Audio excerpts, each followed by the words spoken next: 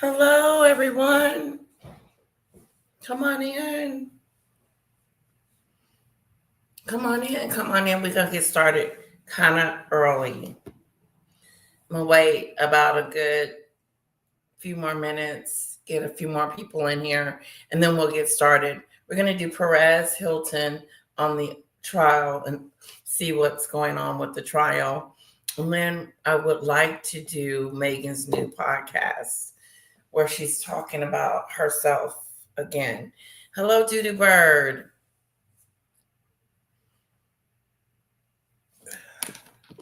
I might as well get the song together.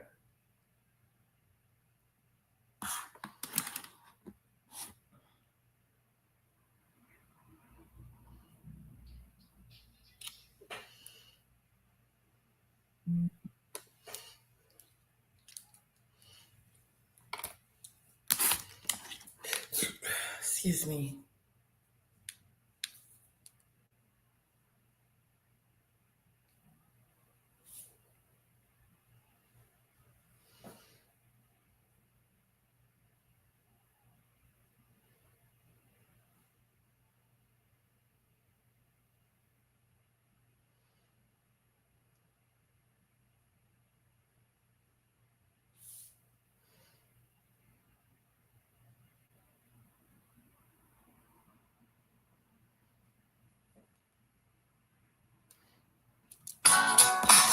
Hi, Marie. Hi, Sunflower. It's the Mimi Show. The Mimi Show. The Mimi Show. It's the Mimi Show.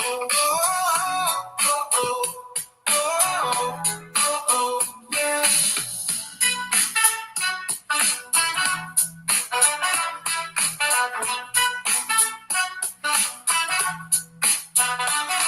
The Mimi Show. The Mimi Show. It's the Mimi Show. The Mimi Show. It's the Mimi Show. Oh, oh, oh, oh, yeah,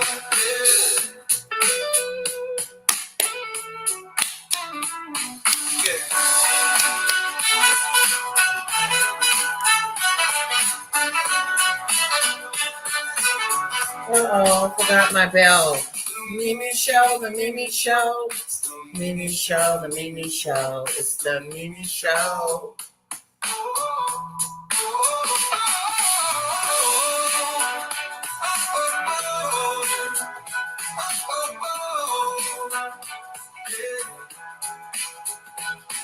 The Mimi Show, the Mimi Show. It was? There's more? It's the Mimi Show. Oh, oh, yeah. Have a glass of water.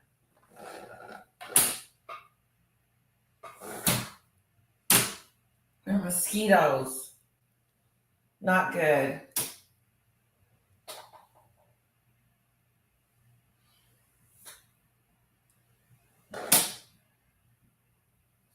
Mosquitoes.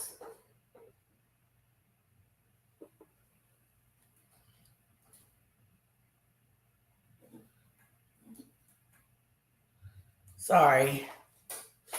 They come from the pool. Hello. Okay.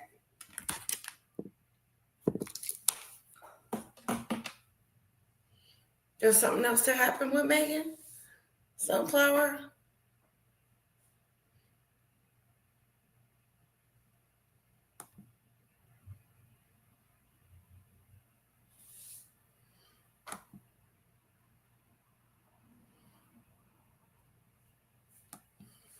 What was so exciting about it, Snowflower?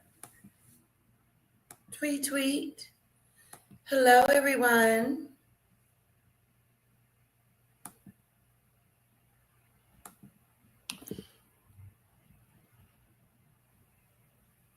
Oh. Okay, first we're going to get into the Diddy.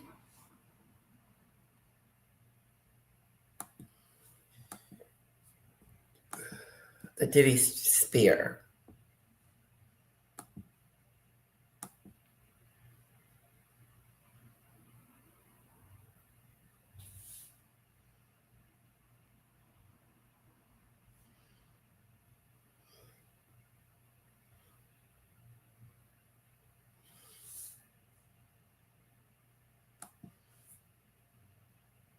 Another week of the Diddy trial has commenced today in explosive fashion. Hello, my friend. It is Perez, the queen of all media, the original influencer, and your number one source for everything Diddy drama. After a much-needed holiday break, we were back in the federal courtroom where the disgraced music mogul is facing charges of trafficking, racketeering, and several more witnesses took the stand today. Let's get to it. Today marks the 10th day of testimony, and in a little conferral between the defense and prosecution and the judge, it was announced that we are on target to wrap things up by around 4th of July. So that means another entire month of all of this. Up first was Capricorn Clark, Diddy's longtime former assistant. She worked for him from 2004 until 2018, and she also worked for Cassie as her creative director. Straight out the gate, Clark began her testimony by revealing that Diddy once threatened to off her. Why? Because of her past connection to Suge Knight. Diddy was apparently furious that Clark did not disclose her former employment with Suge, whom he infamously hates. Ooh. Clark said that Diddy and a bodyguard known as Uncle Paulie brought her to a spot in Central Park to send her a menacing message close to the time she started working for Combs in 2004. Combs, quote, told me he didn't know that I had anything to do with Suge Knight, and if anything happened, he would have to KIL me. What? Whoa. Clark is one of a number of witnesses being called to testify to support the prosecution's theory that Diddy and members of his inner circle regularly threatened and abused people, including his love interests and staff. Capricorn told the jury that after college, she got a job working at Death Row Records, Suge Knight's label. She said that Suge was her manager and described him as the father of my best friend's children. Capricorn had every reason to believe that Diddy could follow through on his threats. Clark testified about an incident where she observed him with a pew-pew. She claimed once at MTV, the disgraced music mogul was doing press. Afterwards, Capricorn claimed she and Diddy got into an elevator. There was some alleged issue with him and 50 Cent at the time. She observed him with the pew-pew. Capricorn recalls Diddy explaining he didn't like issues. I like guns. She told the jury Diddy was serious when he said this. Capricorn testified that she was once accused of stealing 3 pieces of jewelry while working as Diddy's assistant. Uncle Paulie searched her house but didn't find anything. The next day, he took her to a building in Manhattan that would soon become the corporate offices for Bad Boy Worldwide, his company, but at the time, Clark said it was dilapidated, unfinished, and a gutted building. Clark testified that she was brought there to take a lie detector test, and that this man, who was very scary, told her, if you fail this test, they're gonna throw you in the East River. Another threat to off her. I was petrified, she told the jury today. I was afraid what would happen if I didn't pass this test. Clark's voice cracked during her testimony and she cried while recalling the incident. Clark said she spent the whole day intermittently taking the test, but the results were inconclusive. Quote, you're going to be in the East River if I can't get a good reading on this, Clark recalled the man saying. His former assistant said that she couldn't calm down, understandable, and the door to the room was locked from the outside. For 5 days, she was tested about the incident. 5 days? At the end of each day, the security guard took her home before bringing her back to the building in the morning. He's just threatening people, running around threatening people.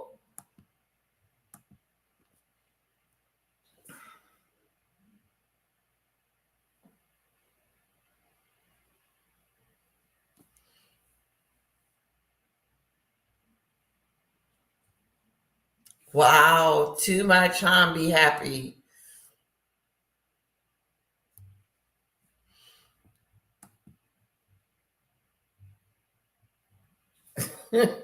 Oh, gee whiz.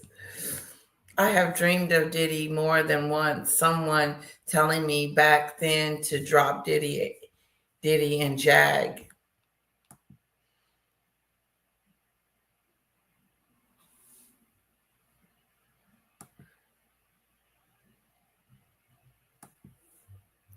I dropped Jag, not worth my time. And he was a bad legs. He has bad legs.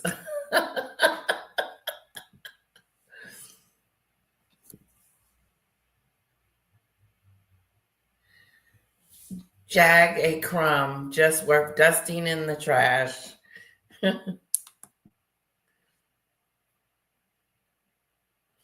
I know, all these pews he's got, and then telling this lady that he's going to X her, and then if she doesn't get this polygraph together, that she would be in some serious more trouble. It's a shame. It's mosquito. I hate mosquitoes. Be right back, lovely people. I need to go get my bell.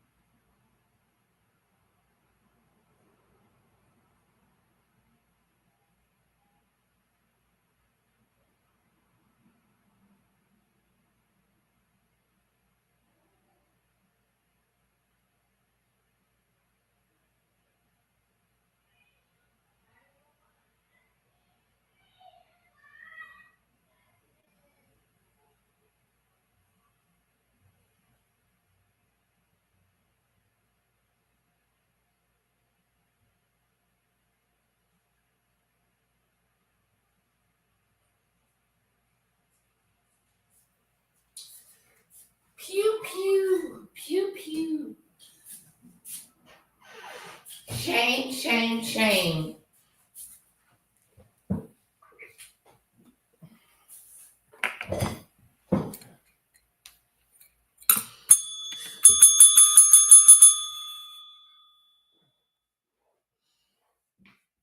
Shame on Diddy with his pew pew self. He's always threatening someone's life. Bad built, bad legs.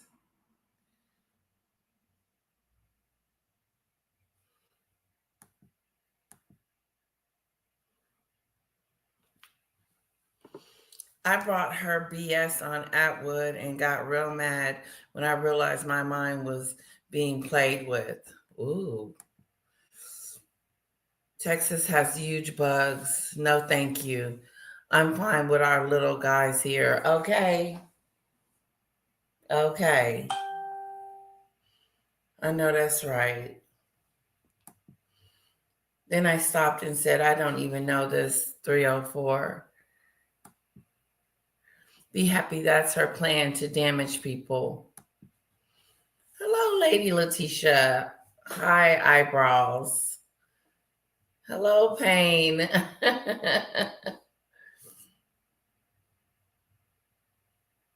No, it's not worth stress. She was told she couldn't leave until we get to the bottom of this.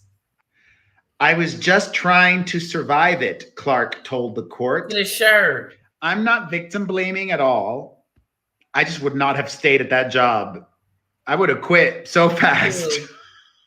Last week, we heard from another one of Diddy's former assistants, George Kaplan, who also told the jury that on multiple occasions, he too had to take lie detector tests. Wow. And here's perhaps the craziest part. She says that she would regularly work from 7 a.m. to 4 a.m. on a salary 4 of a.m. $55,000. Kiss my ass.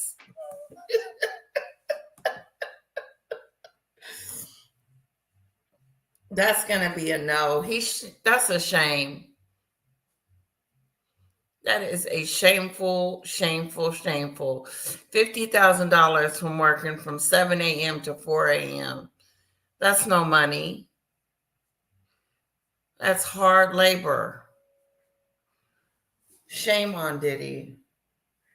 Yeah, I would have quit. He wasn't paying her anything anyway.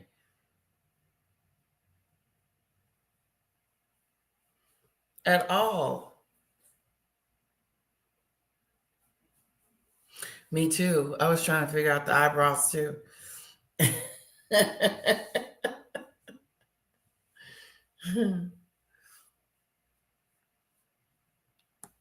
$50,000 a year. $50,000 a year. From 7 a.m. in the morning to 4 a.m. at night in the morning. 7 to 4 a.m. That is not even feasible. That's a big no. That's it. That's it. Clark told the jury that she barely slept and even suffered hair loss as a result of the stress. Wow. Combs's mother, Janice, was back in court today to hear all of this wonderful testimony. Diddy was often violent with his staffers, Capricorn Clark testified, noting that he fought with men and women who worked for him. He was hitting on everybody. He was abusing everybody. He was abusing the men and the women. Like the video, everyone. Thank you. Please like the video coming in or leaving, whichever one you decide to hit the button. So his mother was in court today, listening to all the testimony and what was going on. They feared this guy. He was feared. They feared him. They feared Diddy. He was a bully. Come to find out, he's a bully too. Him and Meghan got something in common. We got something in common. We got something in common. They're illegal. Those hours are illegal. Those are illegal hours. Because you're supposed to get an hour lunch. You work 8 hours a day. And if you work overtime, you get paid for overtime. She's on a set salary of $50,000 a year. Oh, you can kiss my tailbone. I agree, Diddy Doodoo Bird.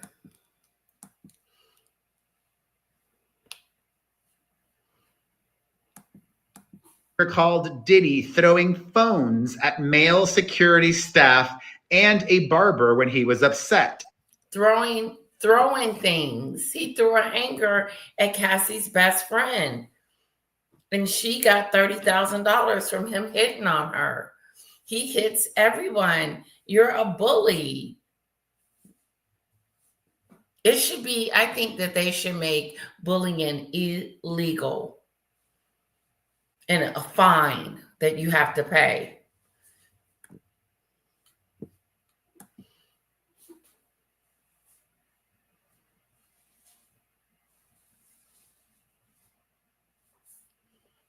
If you're watching and there is quite a few steps up, and like the show, otherwise, what is the purpose of watching the show? That's right. Hit the like button. I would appreciate it. And super stickers and super chats are always fun too. Who's Naomi?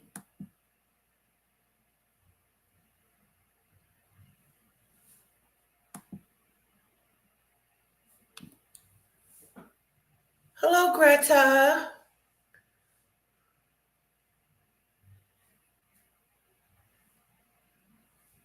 Rogers. Hello, lovelies. Hello, lovely. Hello, highly sensitive. You wasn't here earlier, but I made up a new word. Slappadoo.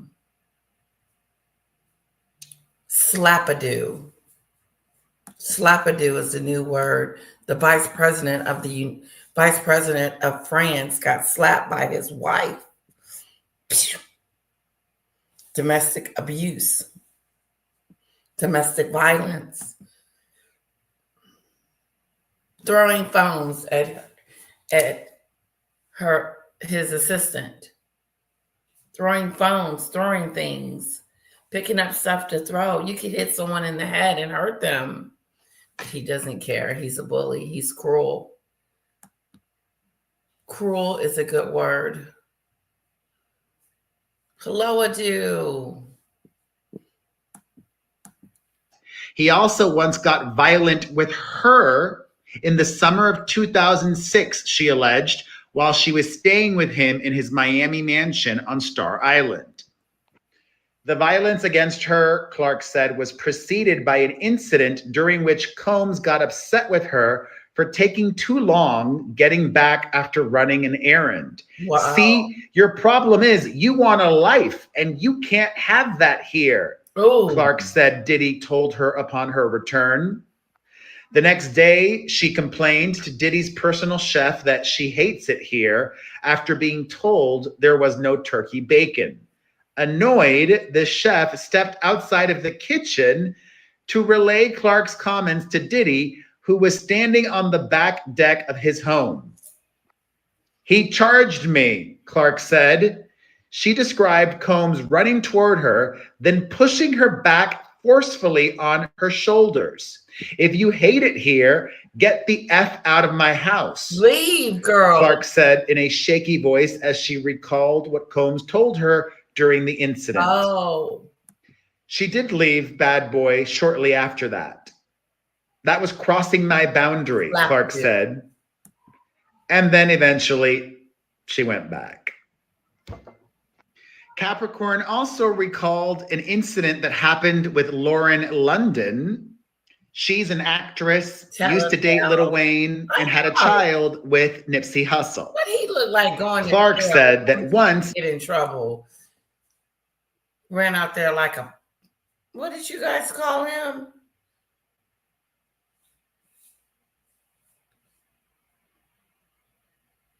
Then he needs to learn a lot of things. He needs to learn how to be nice and gentle and kind and stop being mean and hateful and scary.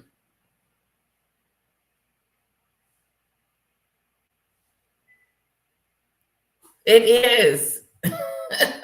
Be happy.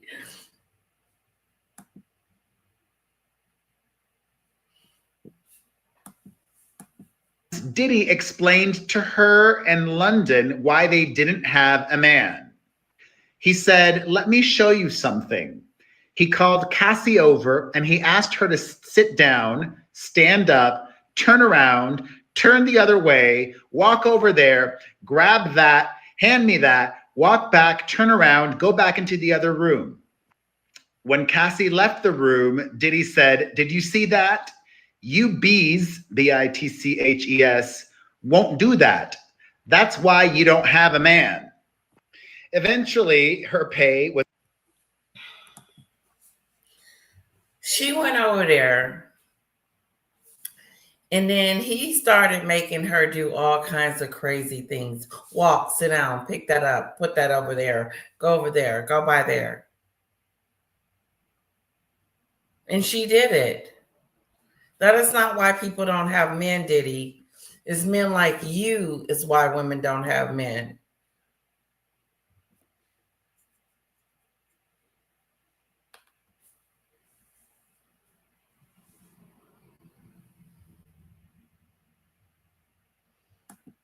Push the like button. Hey, Kamari.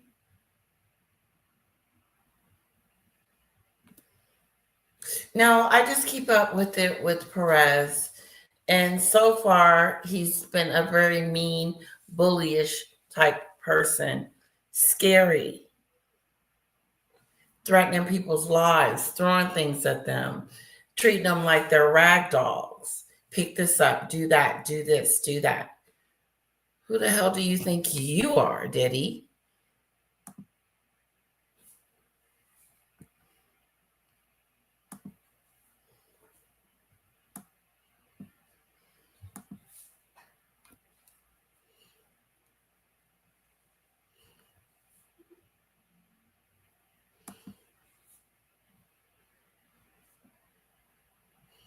I'll do like OJ, take it all in, the nitty gritty years from now. This mess is too hectic. It is. It's hectic.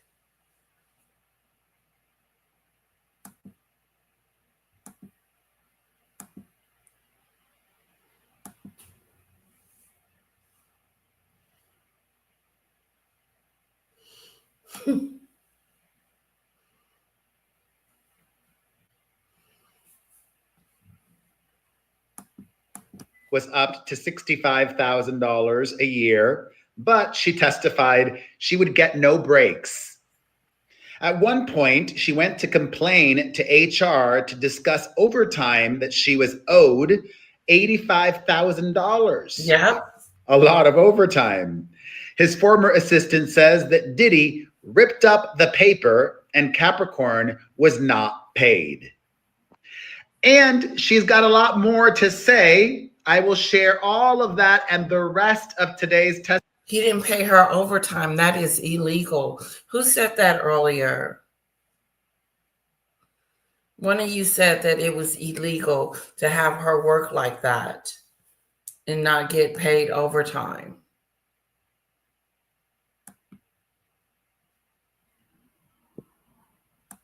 Okay, we got one more video, then we're going to move on to Meghan.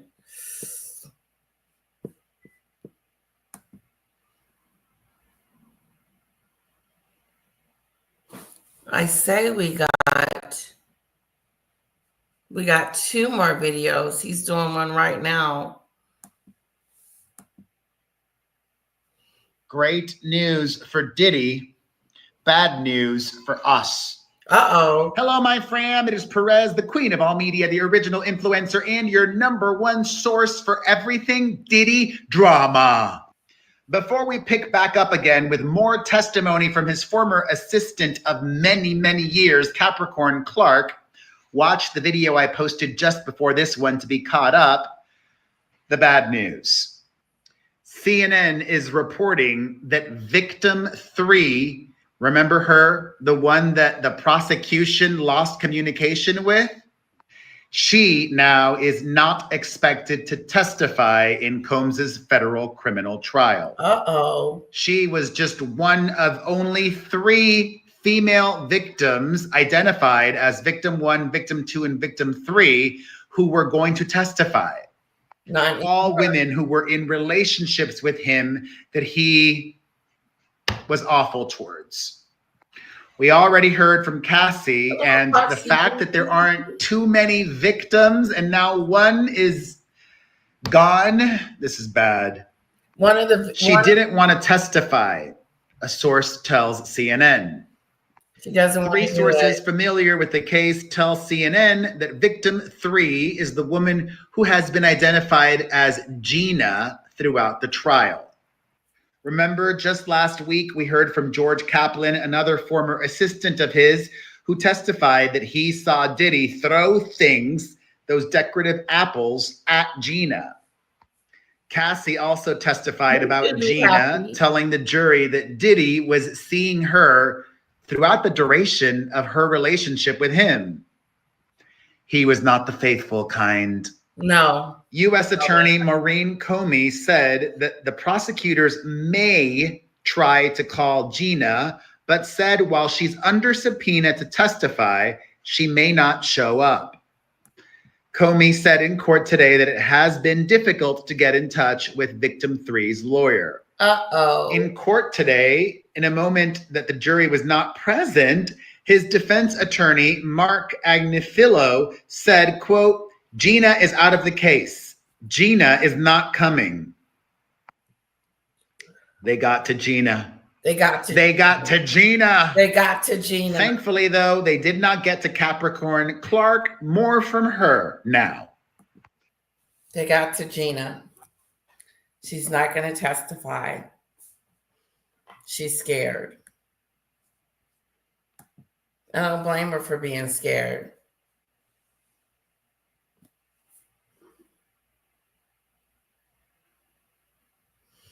She's scared. Gina is not going to testify against Diddy because she's afraid. And there's nothing wrong with her being afraid. There's nothing wrong with that. He's got enough people testifying against him that's going to have him guilty. He is a bully. He's a mean person. He hits staff and his assistants. He threatened their lives. He treats them like they're pets. Go get this. Go get that. Fetch.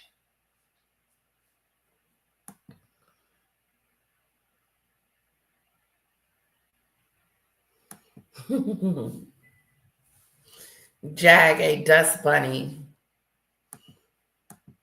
Like other assistants, Capricorn testified that it was her job to get Diddy's hotel rooms set up for his stays there and the freakoffs. She testified that he would travel with a toiletry bag containing drugs and a camera box, which had 4 cameras, along with a small bottle of baby oil and a small bottle of lube. Clark said she would also bring candles to provide lighting in the rooms. After his stay, Clark said that she would sweep the room for anything left behind. She said she sometimes saw damages to the rooms, including handprints left in oil. Clark also testified. How demeaning is that? That he had Cassie going from one side of the room to the next, picking up stuff or doing stuff for him and saying, this is why the reason why you guys are going to be single, because you're not doing what Cassie does. No, they're single because there's men out there like you that are just bad apple. You're a bad apple. You're a bad seed. You're a bad seed. Bad. Be happy. Always good to see you and your opinions. It really is. When do you think candles in the room where they're having wild eggs and throwing things and tearing things down catch fire somewhere? Okay. With all these candles and lights and fire, trying to set the mood. Go home with that.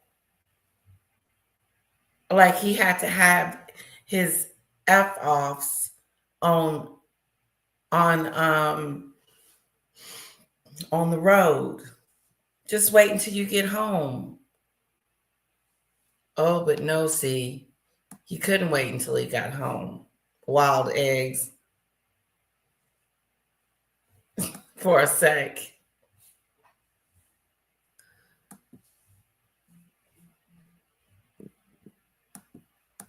That she would also regularly set up IV drips for Diddy and for Cassie, which he said contained something similar to serotonin supplements and would help them recover from the drug use.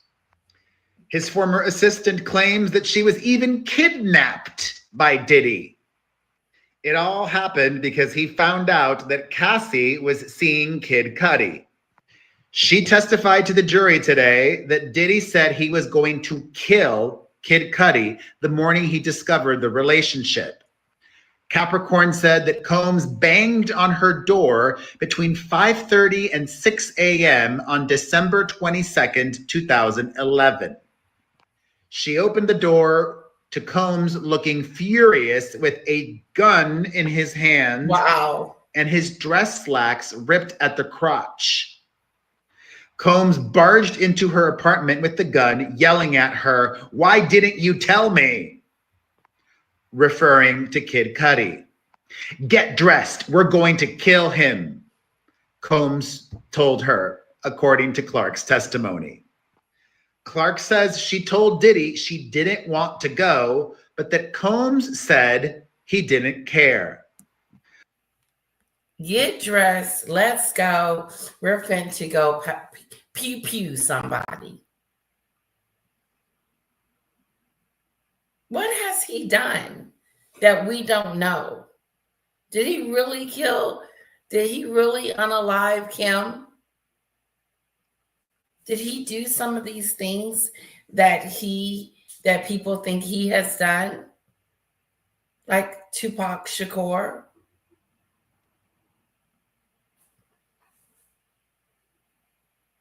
I'm just starting to believe that he's gotten away with some stuff before because he's too familiar with the pew pew. He's too, let's go, let's go. Hello, Miranda. How are you? We're talking about Diddy. Hi, Christine. Hello, Susan. Hello, ladies.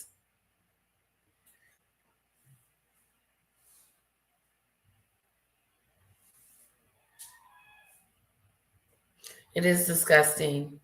Disgusting.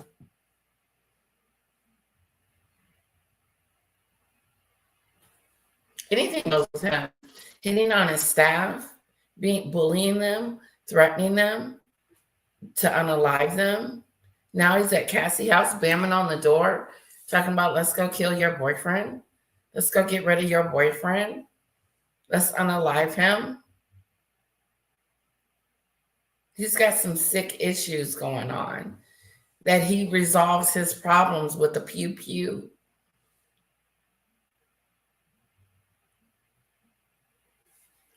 Isn't that something?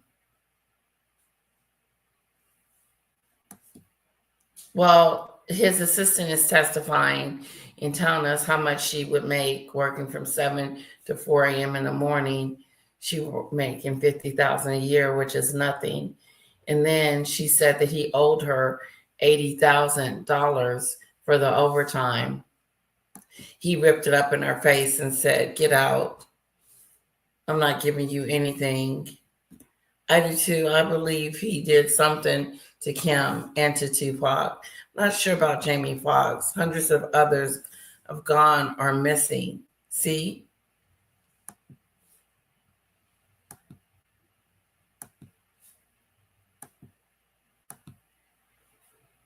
And Biggie. I heard about that too. Hello, Judith.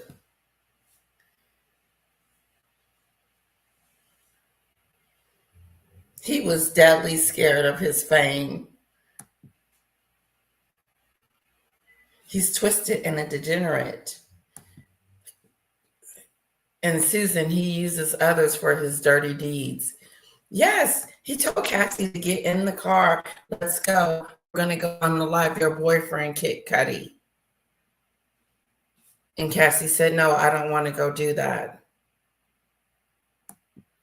That's a shame. Hi, SCJ. Welcome. Yeah, like, why would you work for this person? Like, I don't know why his assistant came back she came back to whatever was going on with the Diddiness. She quit and then she came back.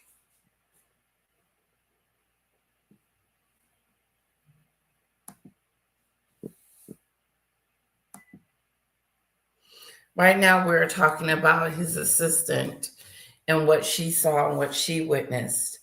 And we're on the part where he is bamming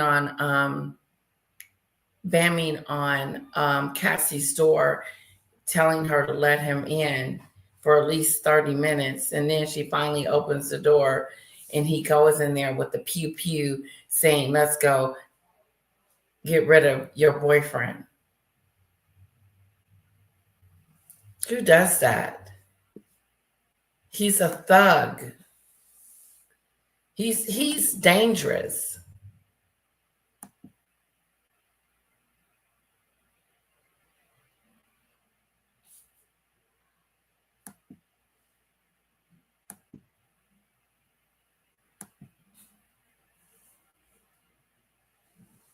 I know. Quote, I'd never seen anything like this before, Clark said. Combs had never visited her at her home before, and she had never seen him holding a weapon. Quote, the way he was acting, I just felt like anything could happen. Capricorn was aware of Cassie's relationship with Kid Cudi. In fact, she even helped Cassie to keep it secret. Capricorn told the jury that she was very concerned that Diddy would learn about the relationship. So, quote, I took her, Cassie, to Best Buy to buy a burner phone. The way she was moving, she was about to get us all killed. It is. The night he barged into her apartment, Clark testified after objecting, I don't give an F what you want to do. Go get dressed. Capricorn then told the jury that she was made to get into a Cadillac Escalade with Combs and a bodyguard, whom she said was named Ruben, and the three of them drove to Kid Cudi's house. Diddy and Ruben went inside the home while Clark waited in the car. Quote, they gained access to the main door of the actual property. I called Cassie. Clark further testified, adding that she recalled telling Ventura, Cassie, what the F? She heard Kid Cudi in the background when she called Cassie, and Cudi said, he's in my house? Clark then warned Cassie, saying, Cassie, stop him. He's going to get himself killed. Clark then told the jury that Combs ordered her to fetch Cassie. Quote, he told me to tell Cassie that he has me and he's not going to let me go until I come get her. Wow. Clark further testified that she and Ruben, one of the bodyguards, were sent to pick up Cassie to allegedly get her to convince Kid Cudi not to tell police that Diddy was involved in the break-in at his house. Clark testified that Combs threatened her, if you don't convince him, I'm going to kill all you MFers. Clark testified that she returned to Diddy's house with Cassie. There he goes, threatening everybody in the room again, letting them know that he's going to pew-pew them. This is scary stuff. He did this to his staff. He did blackmail them, bullied them, talk down on them, trash them, like I'm better than you.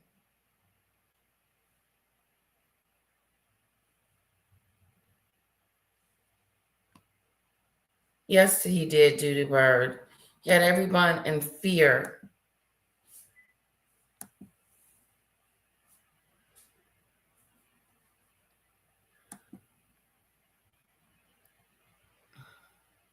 He's not a good boyfriend. He's not a good boss.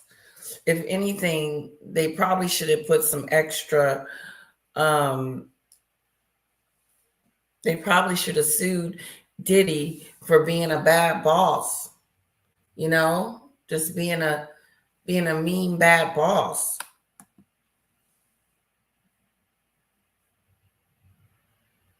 Yeah, just sails through life like that. It's scary. running around with guns in his hand, talking about he's going to kill everybody in the room. I'm going to unalive everyone in this room if you guys don't get Cassie here now. He was like a little baby, like a little punk. Oh, he's so unlikable. Didn't realize how mean and evil he was to women. He treated women like with such little disrespect. I don't think it was that easy either. I think he was one of those bosses that was sometimes nice and sometimes mean. You know, you like the lifestyle, you like the atmosphere. There probably was some perks, but the money wasn't there.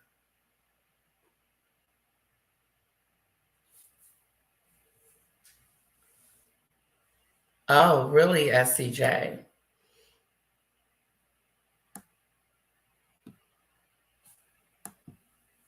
Hello, Megsoon.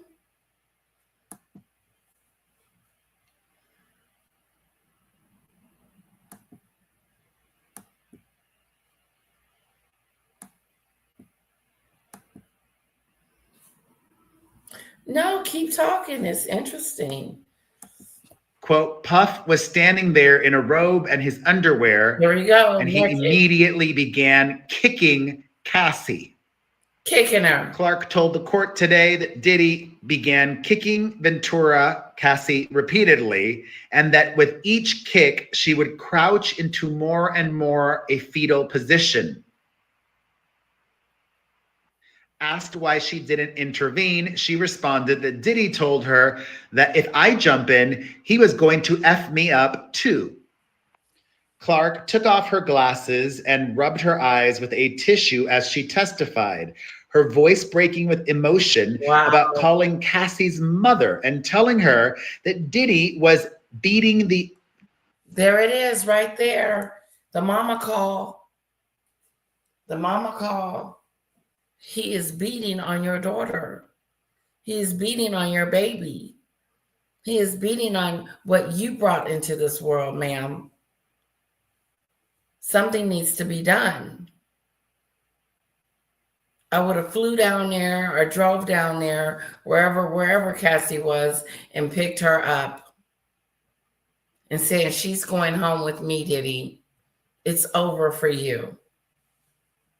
You're not going to treat my daughter like a rag doll and someone that you can just misuse and abuse anytime you get ready to. Those days are over. Mama Bear is coming.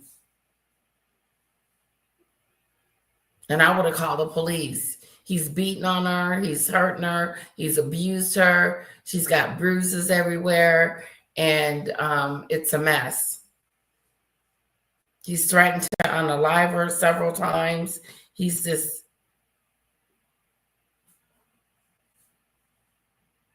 run like hell. She gets in the house and he starts kicking her.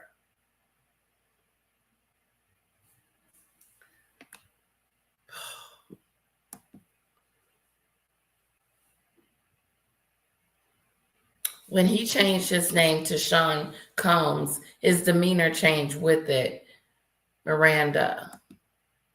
SCJ, about to reply to you saying that be happy. Imagine all the ones we currently know about and how many we don't, famous, rich, or not. Exactly. He's totally off his rocker. A rocker with one rail. Thinking off his gills.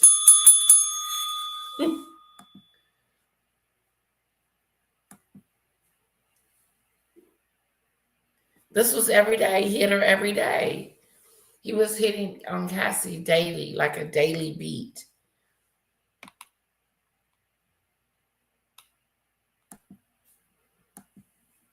These people were terrorized by him, tortured. I hope they get the help they need. These people are traumatized. They've been through a lot with this evil man. I mean, he had no good juices in his body. He was just mean and more mean, and then mean some more, and then a bully, and then telling people what to do. Like he was running everything. His empire. His empire is coming down, down, down. Hello, Rockadoo. Makes me so beside myself that people don't get outraged fast enough when they witness this. I know.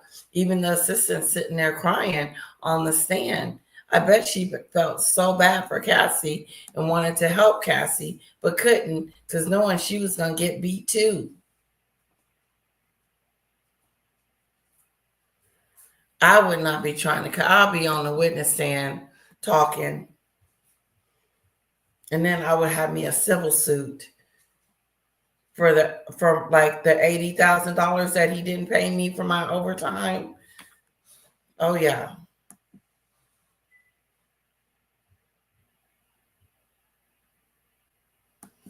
Right.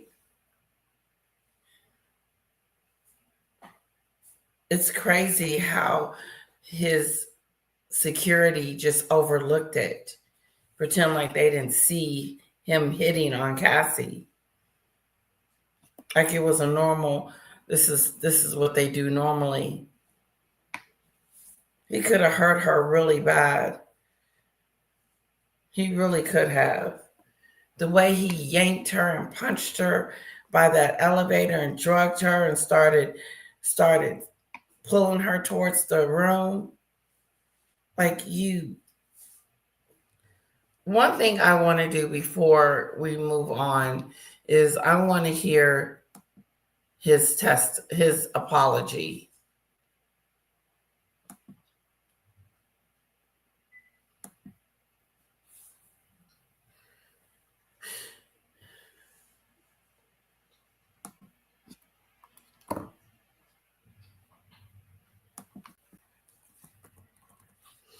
Diddy apologizes.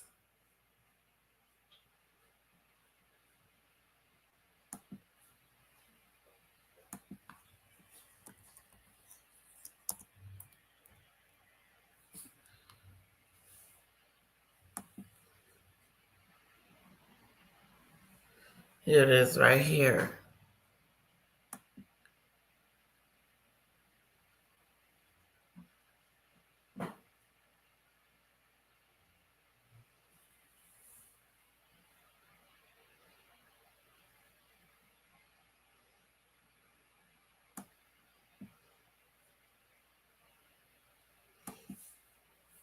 I was up. I mean, I hit rock bottom, but I made no excuses. Somber, serious, seemingly facing the music and his own disturbing actions. I'm not asking for forgiveness.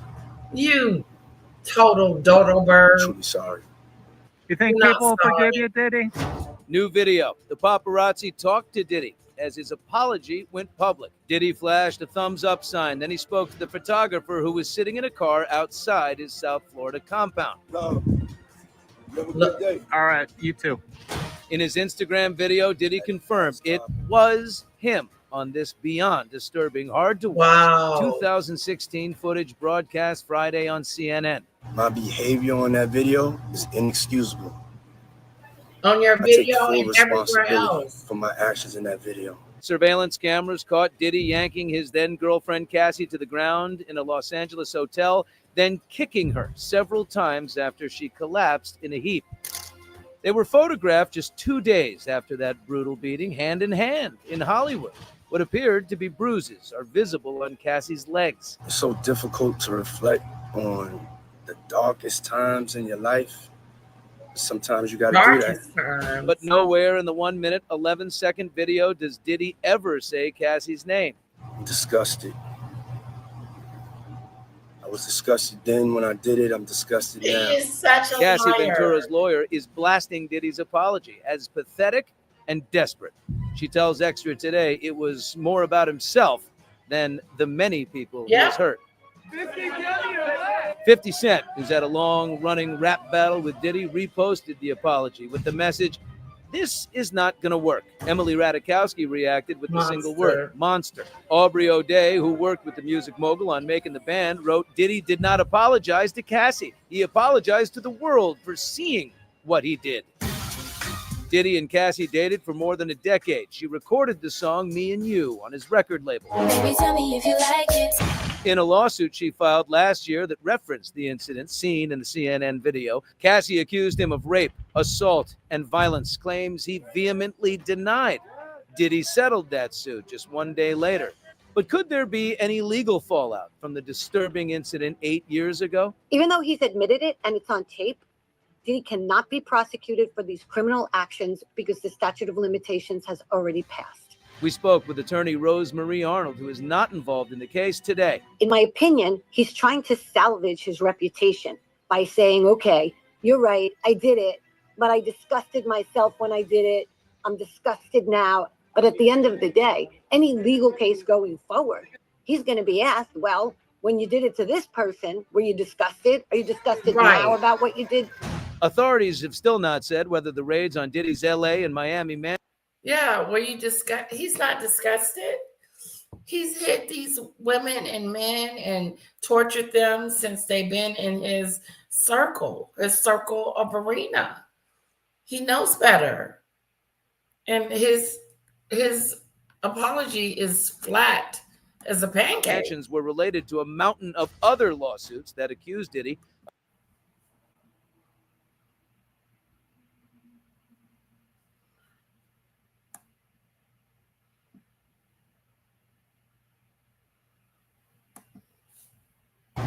It's so difficult to reflect on the darkest times in your life. Darkest time. Sometimes you got to do that. How was it? How was this a dark time for you, Diddy? How was this a dark time for you? You wasn't going through anything. You didn't have any issues. Cassie was leaving the hotel. How was that a dark day? It's a dark day because we found out? Is that what you're trying to say? You're trying to keep that a secret? You're over there beating on this woman? And now the world knows that you're a womanizer, a bully, domestic abuse person?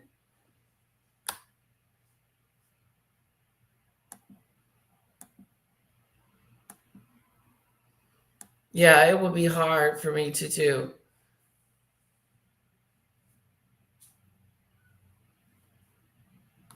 No, I didn't see that. Where's that at, Christine? Is it on Maggie's channel? Does she have it pulled up? If so, I want to take a look at it. I still can't believe Cassie hung in there for 11 years. There's no way. I think the beatings and the freakoffs alone, them two disgusting things, I don't know how she did it. I don't know how she did it. I wonder what the deal is with Cassie family during all this, because I keep hearing them brought up. Interesting that her friend told on Diddy and said that Diddy is over there beating up on your baby.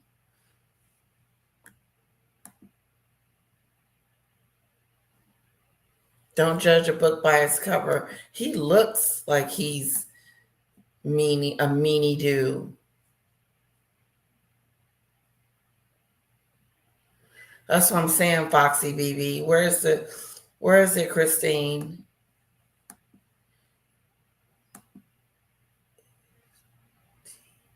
It is on T.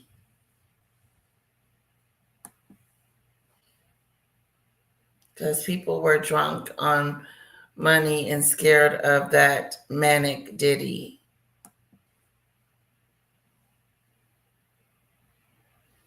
T channel. Christine, is it on T's channel? Who's T?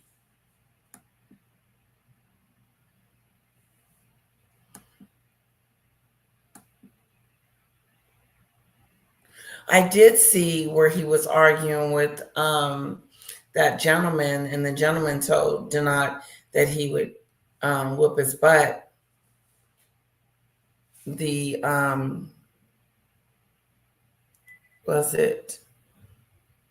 what's his name? Forgot his name. His fake apology. It wasn't even real. He's not even looking at the camera. He's looking down, looking like, oh, poor me.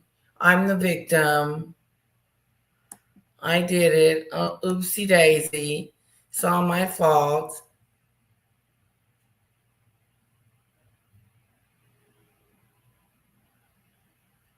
Oh, wow.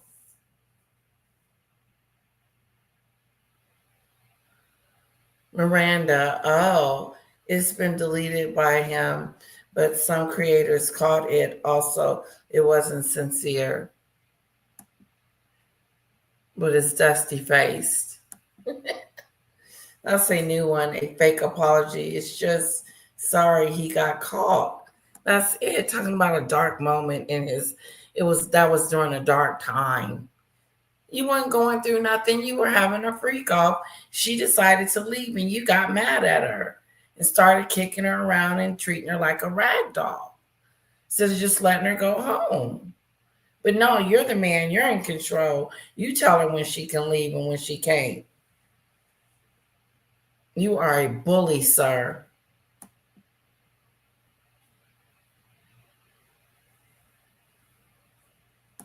Yeah. That was just that time. Is that what he said? That was the first time and only time I've only put my hands on her. He didn't even mention her by name. He's lying. Please. I guess everybody that's getting on the stand testifying and saying that you beat on Cassie every moment you got was a lie. The egg, you almost burnt her with the pot with that egg situation.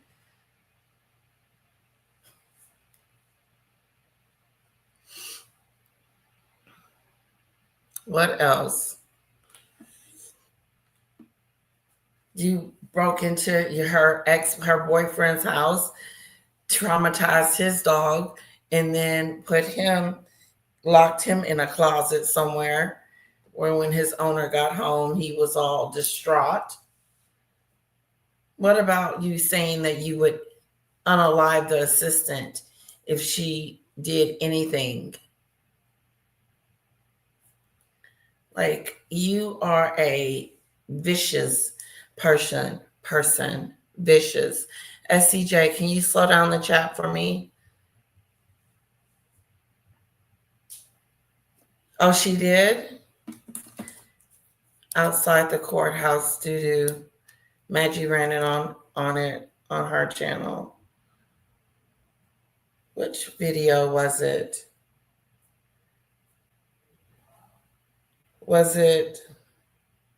She's done 3 videos today.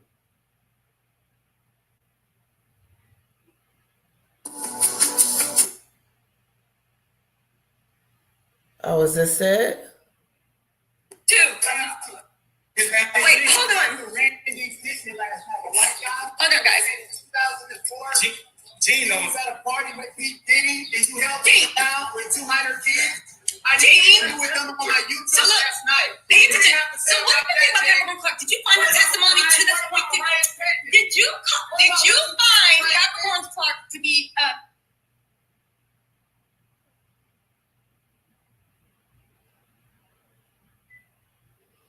Okay, I think this is it.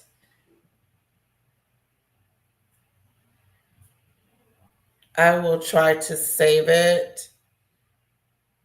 And we'll try to play it. They got the fighting at the arguing. Was a guy standing next to her, Christine?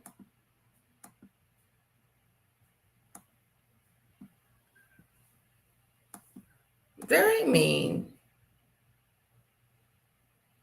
He upset because he got busted. Yeah. Okay, yes. Okay. We are disgusted to listen to this. It is. It's disgusting.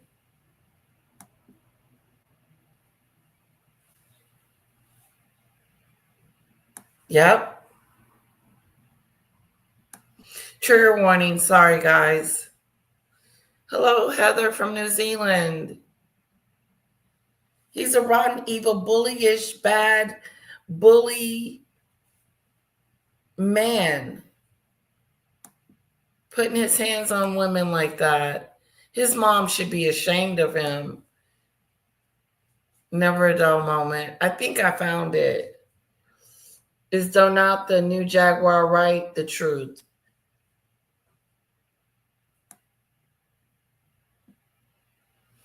And that's all I'll say. This subject is gross. Love to the chat. Thank you, Be Happy. He's soulless. He made a pact. I must say, I do love 50 Cent getting to continue with this perfect smile, saying, I've been telling you all, ha ha. Well, he said, like he said, this is not going to work. It's too late, Diddy.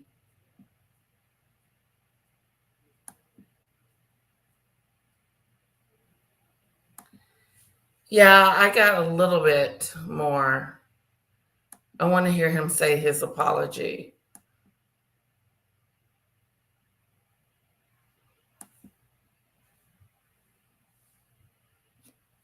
J-Lo is in some trouble too, Michelle. I think she knows some stuff.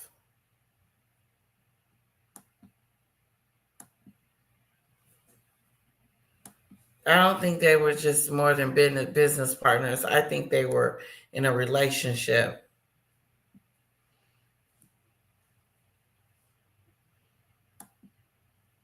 She's on tour.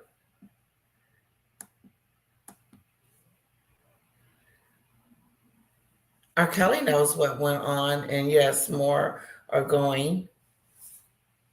F Donut, he's not worth anyone's breath here. Who the F cares? Was he interrupting Tina Tills? Christine, you might have to come up.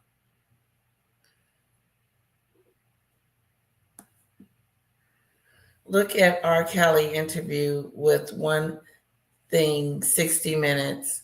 Yep. Got mad at Gayle King.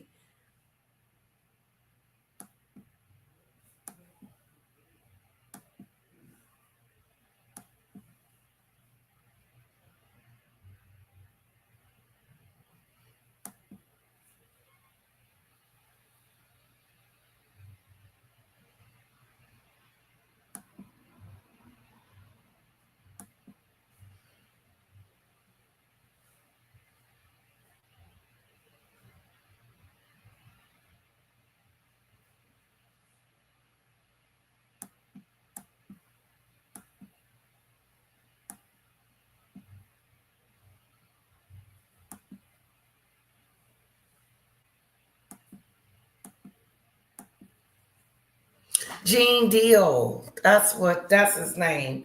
Now I saw him and Denat getting into it. I remember that. Yes.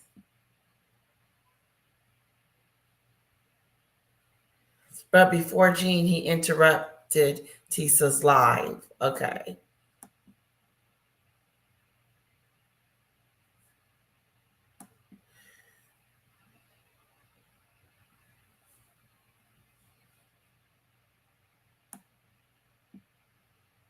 SCJ, can you slow down the chat? Or maybe you did already.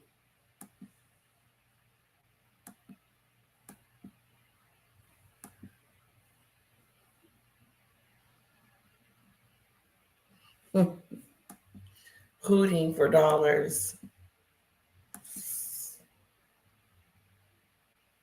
Oh, he's doing too much, said Miranda. He's a fake it doing disgusting. Please like and share. Hello from Mobile, Alabama. Mobile, Alabama. Hello, Michelle.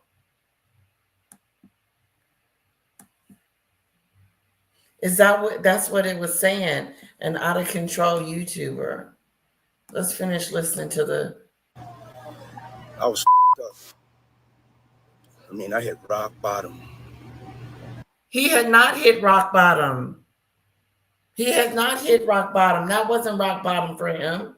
That was bottom for Cassie. The next day, you were out with your girl on your arm in her green dress. So how did you hit rock bottom? You were going through something that we didn't know? He's making up these lies. He's making up stuff.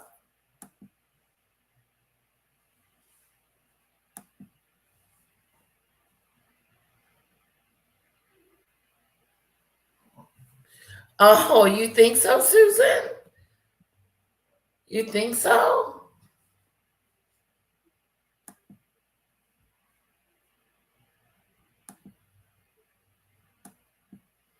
Yeah, Gene Deal, that's his name.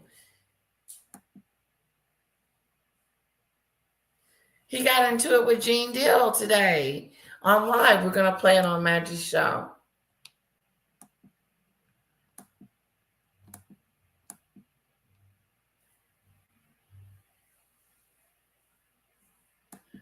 He had hit rock bottom. He a rock bottom feeder.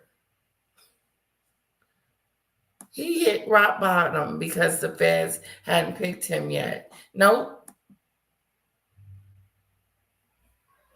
Okay, same live, same.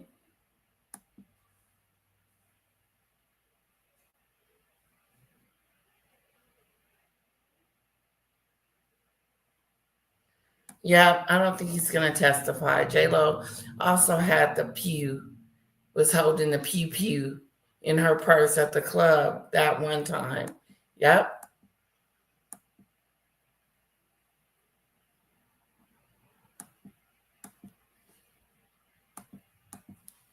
But I made no excuses. My behavior on that video is inexcusable. I take full responsibility for my actions in that video. I'm disgusted. You're disgusted because you got caught. And you take full responsibility. You don't have any choice because it's you running down the hallway with a towel on, hitting on women. How disgusting you are. You need to take full responsibility. I was disgusted then when I did it. I'm disgusted now. You was not disgusted when you did it. You didn't look disgusted. You look just fine to me. You're more worried about getting caught. And look at here. Look at Doodle Little. You have gotten caught.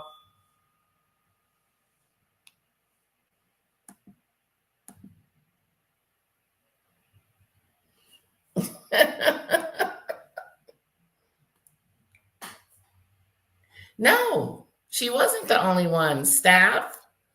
He was hurting staff. He was mistreating them.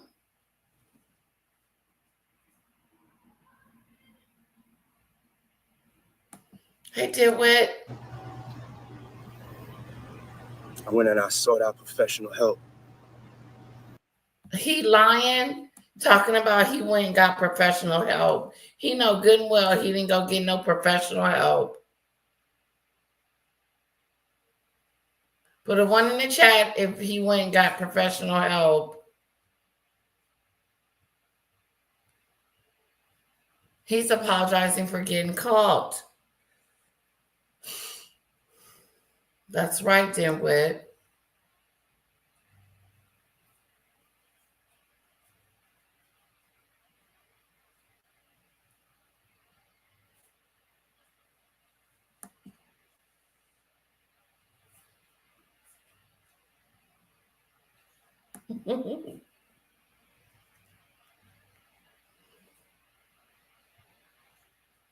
He did deny it at first, didn't he? I thought he did. I thought he denied it.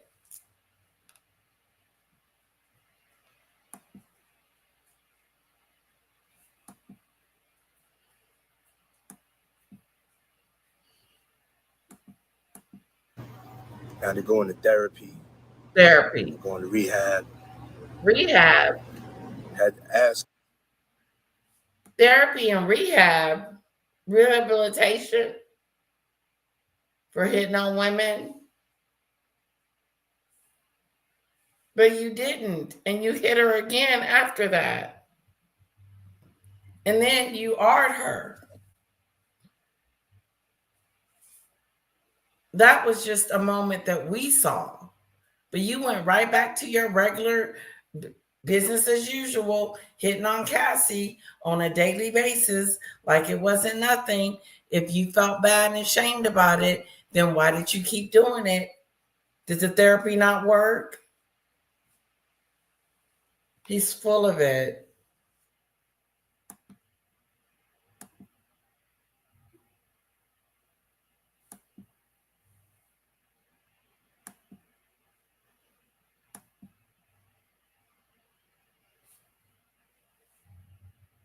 No, they ain't. The therapist ain't helping. They ain't listening to them people. Ask God for his mercy and grace. Asking God for what? Mercy and grace. Ask God for his mercy and grace.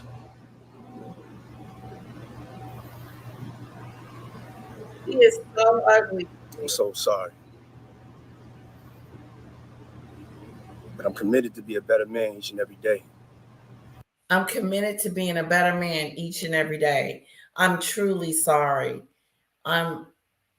Make God have grace and mercy.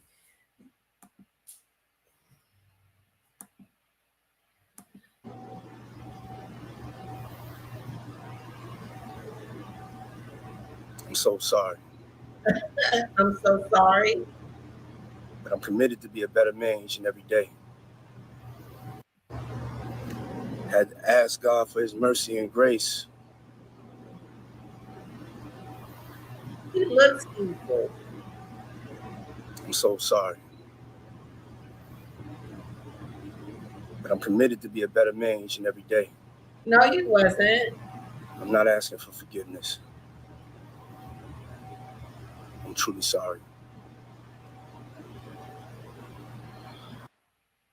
Wow.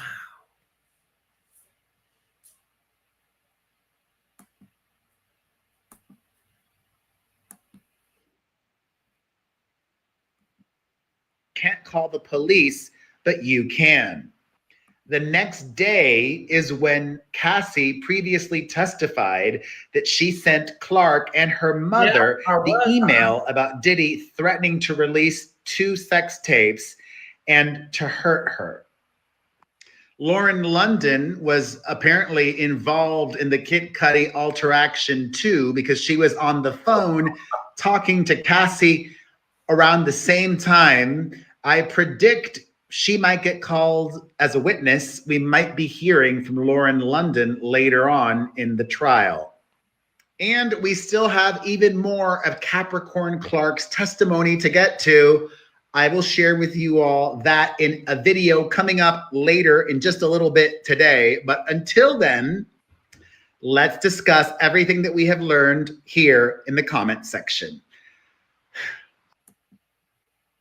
All right, guys. I think he did one more video.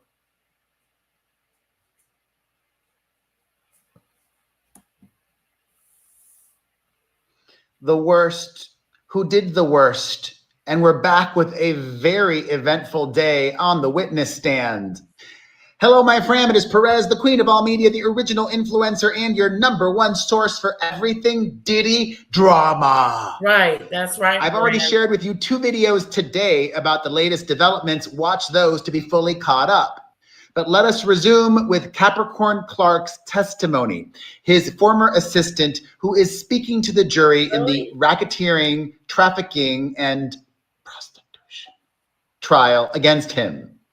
The disgraced music mogul's former assistant claims that not only was it her job to set up his hotel rooms and the freakoffs for him, but that she would also regularly go get his drugs for him.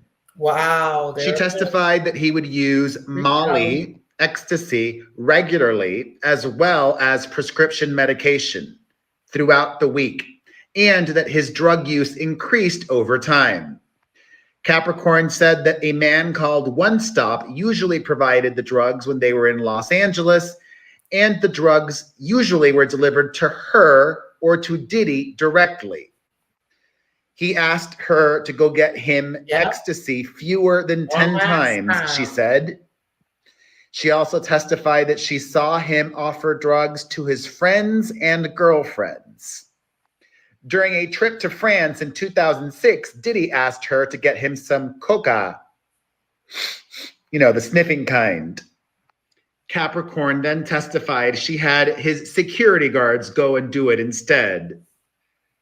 Clark also would go get prescriptions for Diddy. Sometimes the prescriptions were made out to her, and other times they were made out to Combs, she testified. Clark testified that Diddy fired her for allegedly failing to inform him that Cassie was dating Kid Cudi. Combs had questioned Clark about how much she knew regarding Cassie and Cudi's relationship. He was angry and upset, wanting to know when Clark knew about the pair and why she didn't tell him. Combs told her, "I should kill you bitches." Oh. When he fired her in 2012, Diddy told her, "I would never work again, and all these people weren't my friends, and he would make me kill myself." During cross-examination, Diddy's lawyers presented into evidence some very interesting text messages that his former assistant sent him in 2021. Capricorn said, "Totally unrelated to our current conversation, but did you know I had the biggest crush on you before I first started working for you? When we hung out all the time, I played it super cool. I couldn't tell if it was mutual.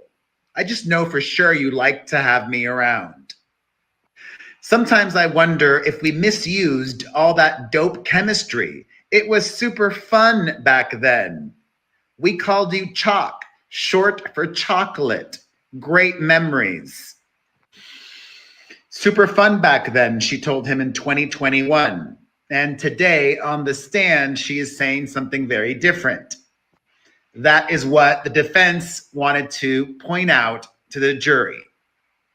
As for why she went back to work for Diddy after he fired her, she claims that she was unable to get work after he fired her. Wow.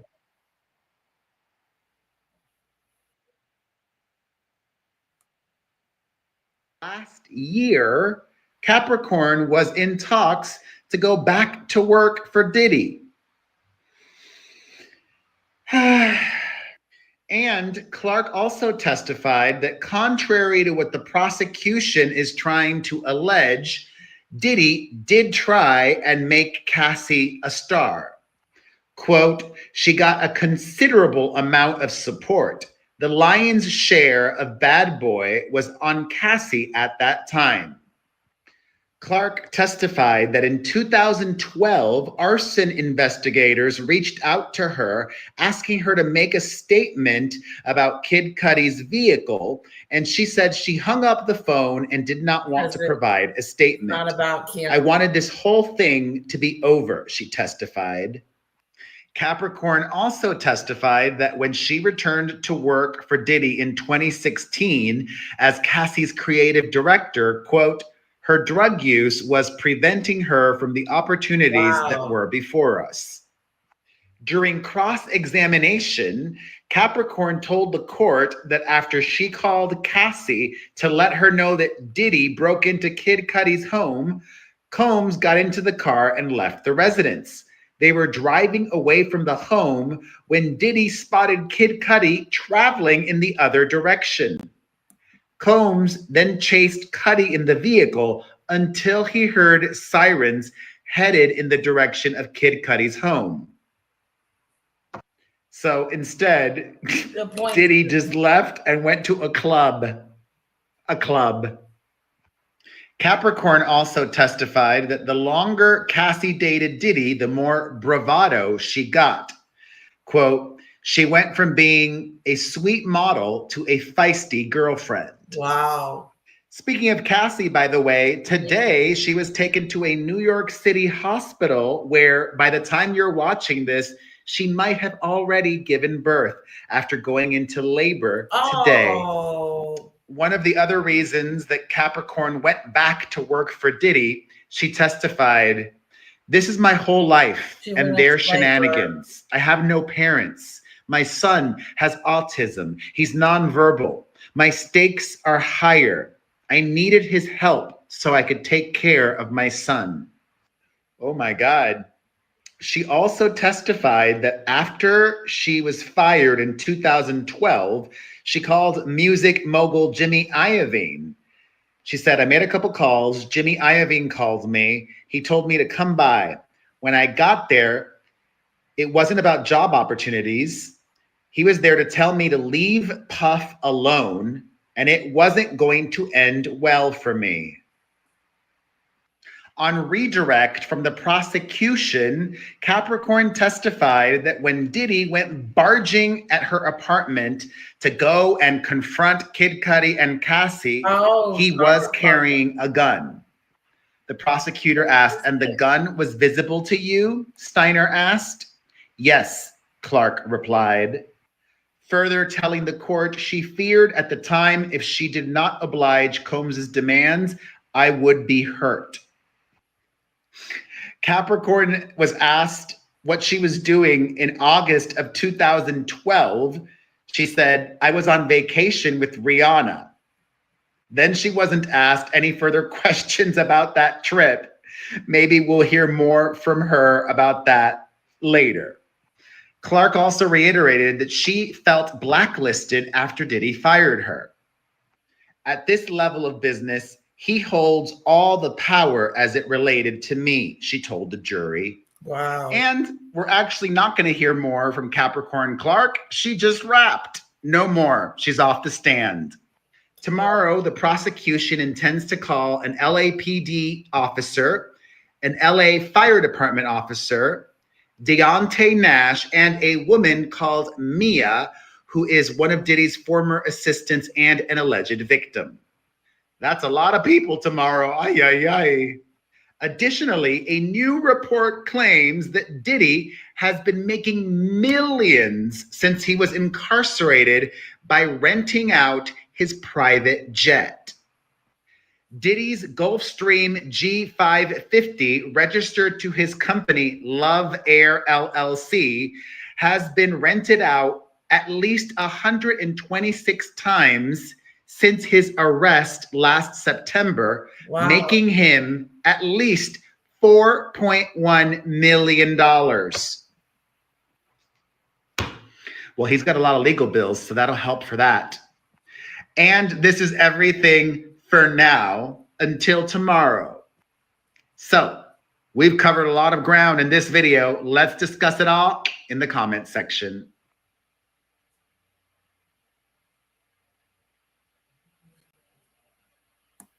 All right.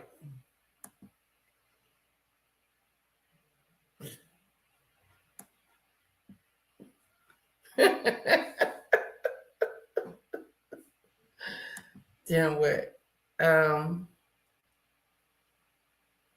Okay, let's look at this real quick. Let's see Tisa Tells and Donat.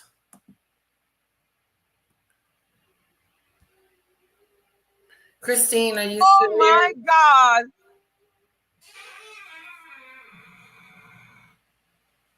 Okay, before we watch him being consumed by the fire of hell by his video went viral. Whoa, Issa Tells. Let's see that. Hey, honey. Daddy. What?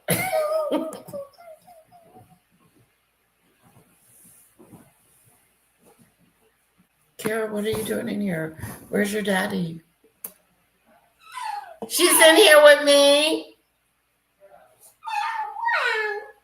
Sounding like a cat.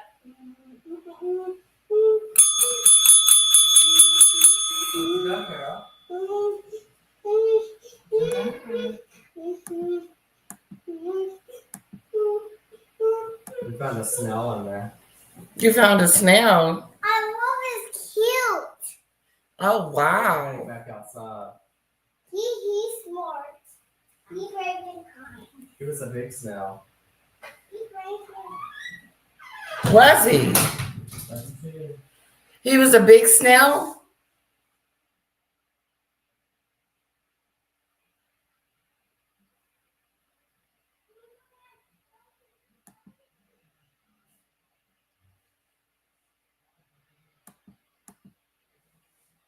Why would he do that? When was this? Was this morning, or was it like after, like in the life right now? When was that?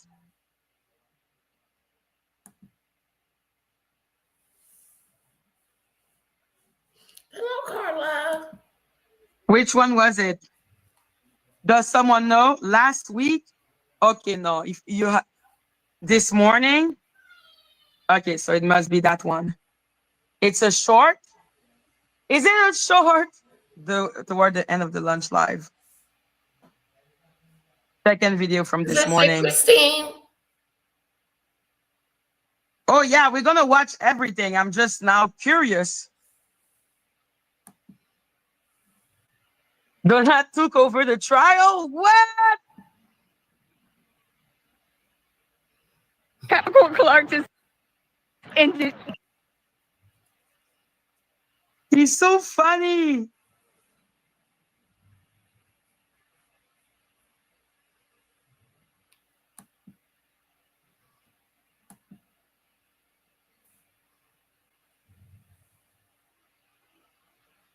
Exactly. Oh my God. Thank you, Bocan. Make it rain, make it rain. Great show, Maggie. Thank you. You're the best. Now we have the gun to the goal.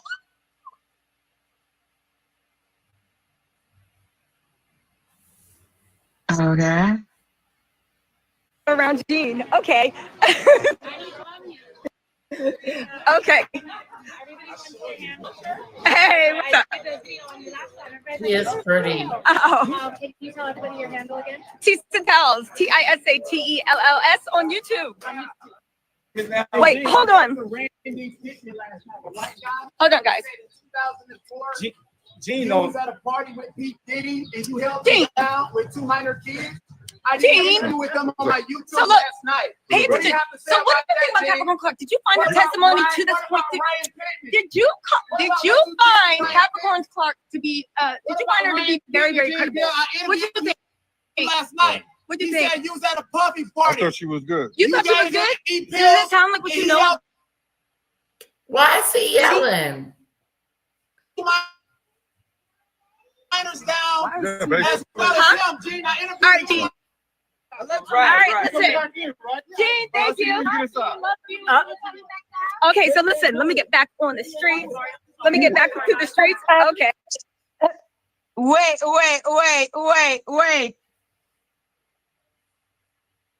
He's going viral? What?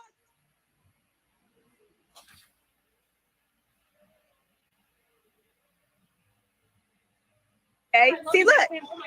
We got the media to crowd around Gene. Okay. Okay.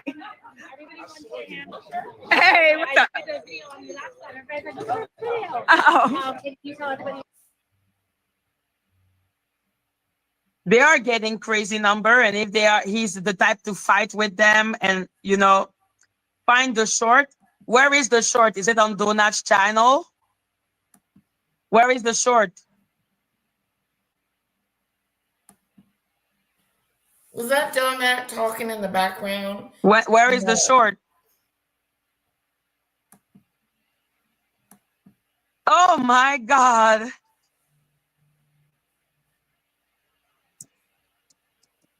What the actual to get to let everyone check Donut? You know what? Nobody can say that he's not resourceful. Like, he's resourceful.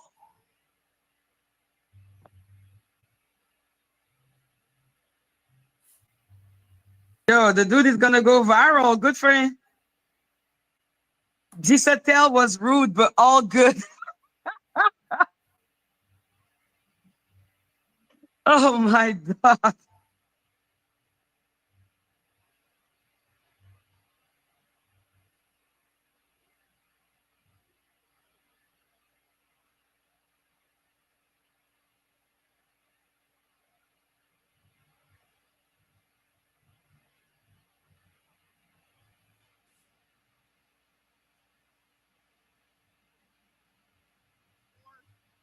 You was at a party with P. Diddy and you held him down with 2 minor kids. I did an interview with him on my YouTube last night. What do you have to say about that, G? What about Ryan Pittman? What about what you did to Ryan Pittman? What about Ryan Pittman, Gene Deal? I interviewed him last night. He said you was at a puffy party. You gave him E-pills and he held 2 minors down as well as him, Gene. I interviewed him on my YouTube last night, Gene. He filed the lawsuit, right? Yo! Gene Deal ran away.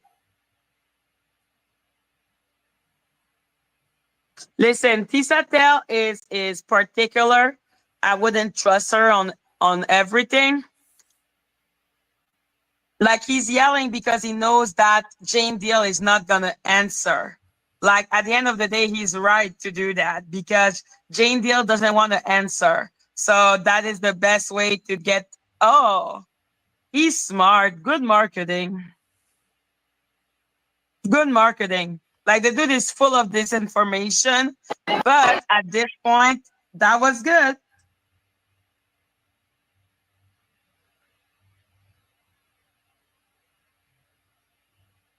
Like, yo, Gene was like, I'm not admitting to shit.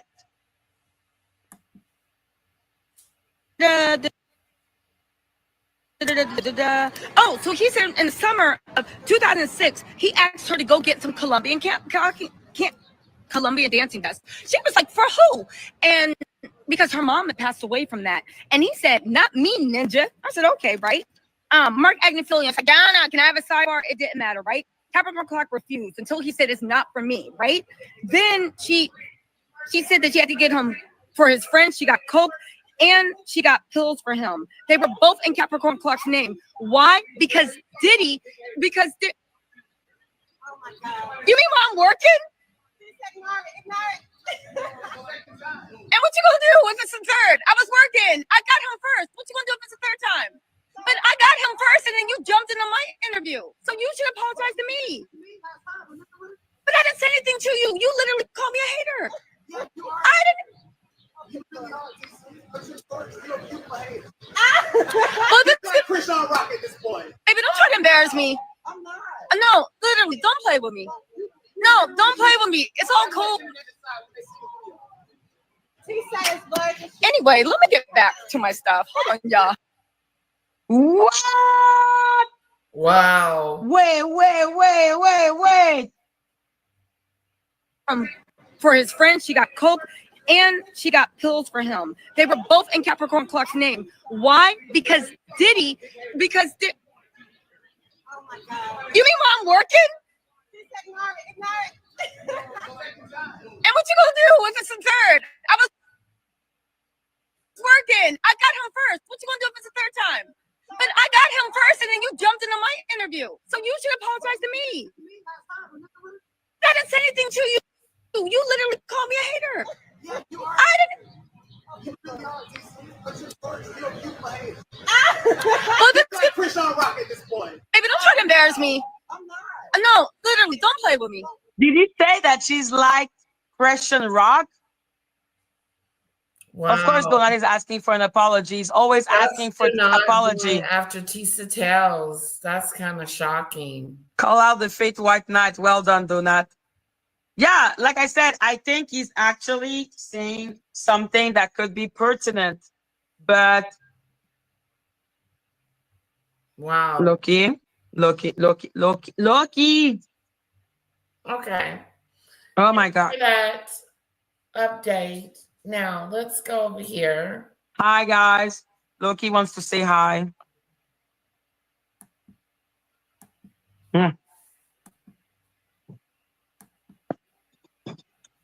She is so annoying.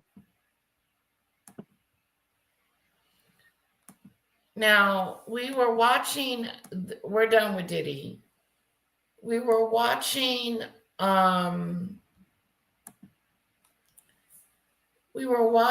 yes, Lady L, that was Donat. What was he talking about in the background, yelling at her? Wow.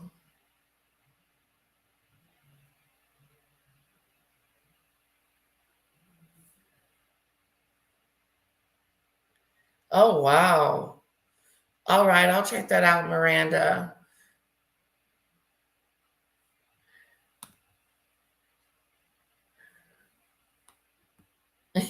Yeah, you're good.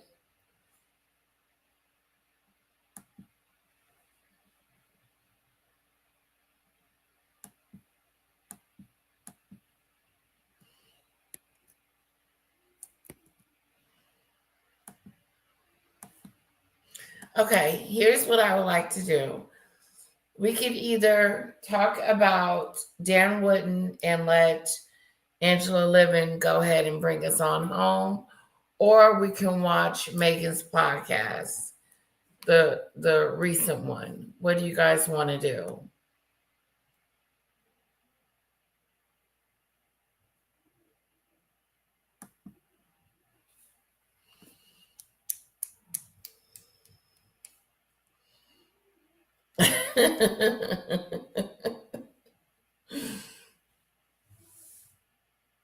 Which one you guys want to do? Put a 1 in the chat. Okay, Duty Bird says podcast. Who else?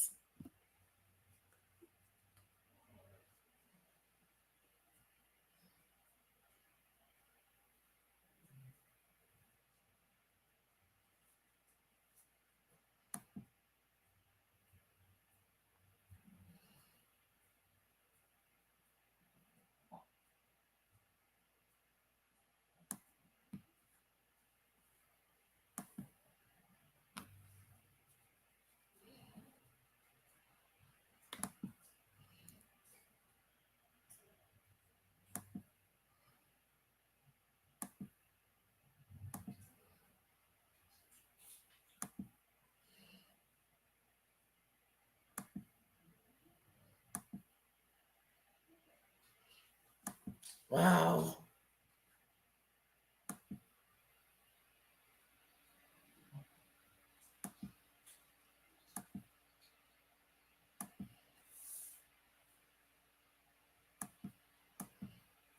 Okay, I wonder, is this the one?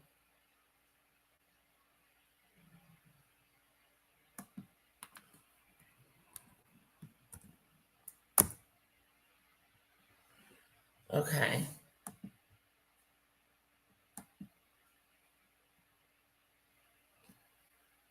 As the co-founder of a fully remote company, I have the benefit of being able to hire people who live all over the country. But that candidate search can be overwhelming. That's where LinkedIn Jobs comes to the rescue. LinkedIn makes it easy to post your job for your self-confidence. This summer, stop worrying. Is Confessions of a Female Founder, a show where I chat with female entrepreneurs and friends about the sleepless nights and the lessons learned and the... Listen, over the course of our lives, we're told all sorts of things that we just sort of accept as the way things are. You'll hear common expressions like beauty is pain, business is war. I mean, you start to hear them so many times that at a certain point, you sadly start to believe them. But what if we could rewrite those narratives? What if there's another way? What if business isn't war and it's a playground? And our guest today, she's a true testament to that. She has always defied stereotypes and found a much more fun and creative way to go about building her brands. And I went home that night and sat on the floor of my apartment and I just said, I'm not going to war. Like, why does it have to be war? Why would anyone want to go to war? I have no desire. I'm going to do this so differently. And she did.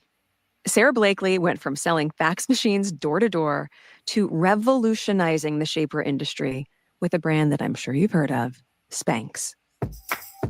She turned the $5,000 she saved up into a $1 billion brand. And at the time, she became the youngest self-made female billionaire. But she didn't stop there. She recently sold a majority stake of Spanx and decided to start something brand spanking new, a shoe line called Sneaks. What I love about Sarah is how she doesn't subscribe to the traditional ways of building a business. She genuinely follows her gut. She's a lot of fun along the way. She doesn't take it all too seriously, even though she is so dedicated to what she's building. She just knows there might be a way to flip the script. There's just so much that all of us can learn from her and how she's done this. I'm excited to dive into it. Oh, now I can see your face. Hi. How are you? I'm great. You look amazing. You have one beam of light coming down across your face. You're being divinely like. Oh my God! Like I didn't see that. I'm being interviewed by an angel. Isn't that bizarre? That's so bizarre. What is that? You are literally like, I feel like spirit is coming down. Well, also, and I'm wearing white. I mean, the whole thing. It's a the bit whole dramatic. thing. I'm moving.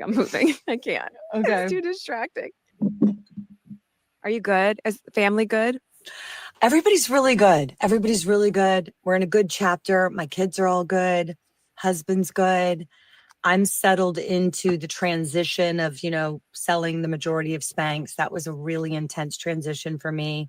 I'm on the other side of it. So I'm having fun with Sneaks. Oh my God. There's so much to talk about. I know. How old are the kids now? Tepper, my daughter, is 9. Lincoln and Charlie are 10. And Laser is 15. I don't know why I always forget that they're that many age. I mean, people forget. No, I always remember you have a lot of kids. You've got a lot of kids. But the amount of what you have created, evolved through, the level of what you have done while having this many children, all at that age. I know. It's something that I think people often forget. People forget that Lily is 3 and Archie's 5. So you look at the past 5-6 years of my life, it's with being pregnant or with a newborn or with a toddler and then another one. You can't even describe it. You can't. You have to live through it and that's it. Yes. How are those cute little munchkies? Oh my gosh, I'll send you some pictures. They are so grown. I want to come see you guys. I'm going to be at a conference in May. So I got to get you those dates. That's when really we spent the most time together for the first time. You were here for that conference. Yes. But remember, as soon as we hung out, we're like, oh, this is so easy. Oh my gosh. And margaritas and guacamole can do that. They can do that. It was just so nice because you would think it's like, oh, great, let's connect. And then hours and hours later, I think you even changed your flight. I did. And we just had so much fun. One thing I do remember is all those years ago when you came and we were hanging out by the pool and chatting. It is an origin story piece that comes up a lot for very successful entrepreneurs. And for you, you were talking about these Wayne Dyer tapes. Yes. That you would listen to. And I didn't know who Wayne Dyer was at the time. But do you want to start back? I mean, that's such an interesting part of your beginning to get to where you are. Yeah. And Cassie, Cassandra Morales from Kitsch, when I knew her all those years back then, constantly listening to Tony Robbins over and over and over and over. Mm-hmm. Wild. So there's something to that. There is something to that, Megan. Tell for me. sure. I'm a believer. And I love her. I mean, I found out, so she feels like a kindred spirit to me, for sure. When I first met her and heard her story, we have a very similar sort of spirituality. Yes. And a mindset towards business that felt very refreshing to me, because I did Spanx in the year 2000. There were very few women that I could go to. I really didn't have any, honestly. Mm-hmm. And so I was on my path, which was very much, asking the universe for signs and doing all these things that all my male counterparts literally thought I was crazy and were counting down how long I would stay in business. So I didn't really even have other female founders that were in my network that I could kind of bounce how I was approaching business, because I was approaching it very differently. than the guys that I love and adore that I got put in a business group, which, by the way, I've been in the same business group. Wow, It was Susan. called YEO. Now it's called EO. They put me in a forum with 10 men, Megan. So I've been in the same forum with 10 men and me for 25 years. And we meet once a month. Wow. And we talk about everything going on in our personal lives and also business. So it's almost like having an informal board. And I've had to go on a vacation once a year with them, with 10 men and me, which you can imagine the looks I've received through the years. But, Oh you my know, I gosh. say I'm like Jane Goodall, but instead of observing chimpanzees in their natural habitat, I get to observe men in their natural habitat. They totally forget I'm there. No. Yeah, and I'm like, wow, this is so different than when I hang out with my girlfriends. Oh my gosh. You know, they say, Sarah, well, how are you going to handle that? And I'm like, I'm gonna ask the universe for a sign. And I'm going to get quiet and I'm going to spend some time thinking this through. And they all thought I was crazy. And then Meghan, within the first maybe 5 years, Spanx was so successful. It was undeniable that something was going on. And so the guys started really leaning in and going, what's happening with this girl? And one by one, they each privately pulled me aside and said, how do you talk to the universe? No. Oh my gosh. That's so good. And what did you tell them? I was like, well, you know, you have to be specific and get quiet, find out where you're channeled. I know where I'm channeled. I'm channeled in the car while I'm driving. Where are you channeled? And of course, they're just like, their steam's coming out of their ears. They're like really conservative Georgia businessmen. Like that could be the governor one day. And they're like, okay, wait, what do I do? You know, I'm like, it needs to be where you daydream. Like, where does your mind wander? And pay really close attention to when your mind wanders, what's coming. And for me, I do make decisions by very specifically asking for a sign. I've been doing that for maybe my whole life. And listening to Wayne Dyer, to get to Wayne Dyer, I started listening to him when I was 16 years old. Mm-hmm. And what happened was I was in high school, Clearwater High, grew up on Clearwater Beach, Florida. And I had a very serious sort of tragedy happen to a friend of mine in front of me. So we were riding bikes. She was run over and killed by a car in front of me, which was obviously very jarring and very upsetting and horrific. And then at about the same time, my dad left home and my parents separated. And when my dad moved out, he handed me the cassette tape series by Wayne Dyer. You know, for people who aren't familiar with Wayne Dyer, just as I wasn't when you had mentioned it to me, he really is inspirational, affirmational type of train your brain. Mindset. He was a psychologist who... Oh, I didn't know he was a psychologist. Yeah, he practiced for like 20 years listening to everybody's issues.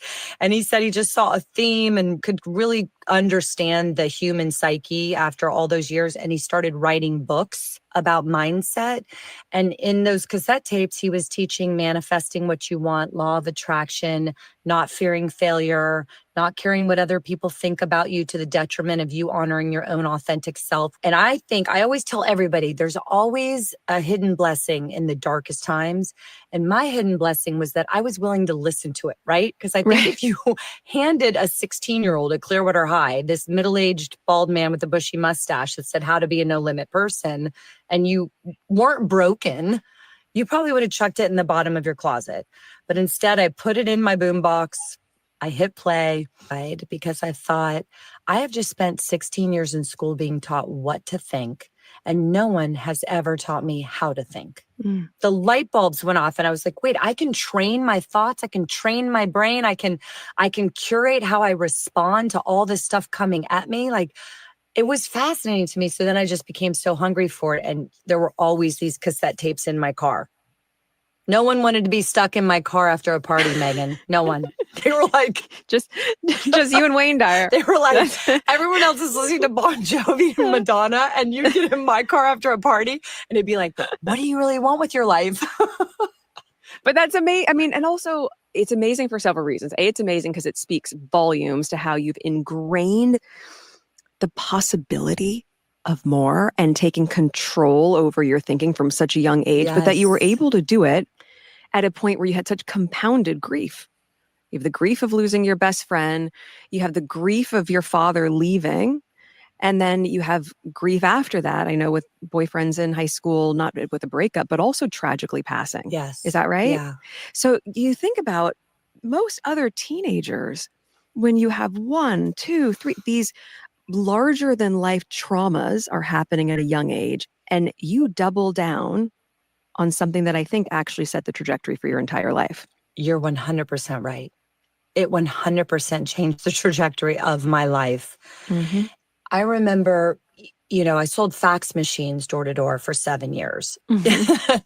And after one day of cold calling all day in the same zip codes, I'd get out of my car and I'd walk up and down small businesses like a pawn shop. And I remember thinking, I'm in the wrong. Like, how are we going to curate a new life? Like, let's change the movie. We're changing, would have said, okay, what are you good at? What are your strengths? Sales.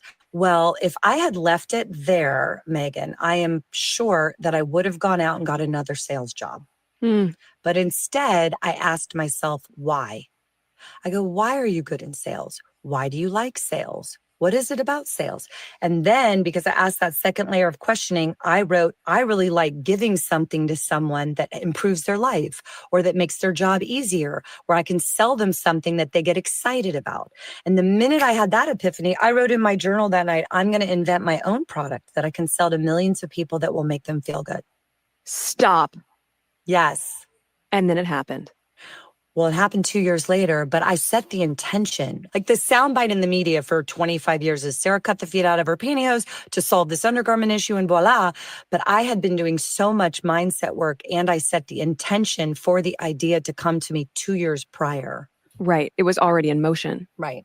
And then 2 years later, I cut the feet out of control top pantyhose to wear under my cream and white pants and to a party. And I was like, wow, maybe that's the idea I asked for. I don't want to squander it. I told the universe I wouldn't squander any idea it presented to me. But I think for anyone who's listening, that's got to, Who's that? that just has to be so inspiring on so many levels, because I think there's a misconception that you need to have to go to Harvard Business School and have a lot of money and get all the best people behind you and get your, cap table and have the best VC or private, that you need so much to be able to move the needle. And that's the piece that feels completely unsurmountable. You're like, how am I going to do that or that? You talk yourself out of it before you even have an opportunity to hear what the vision or the idea could be. You've already talked yourself out of it, but you talked yourself into it before you knew what the vision or the actual idea could be. And so to have that kind of turnaround within 2 years from, I think, what was it? You took $5,000 of savings and that's what you put into your R&D to try to figure out, okay, there could be something here.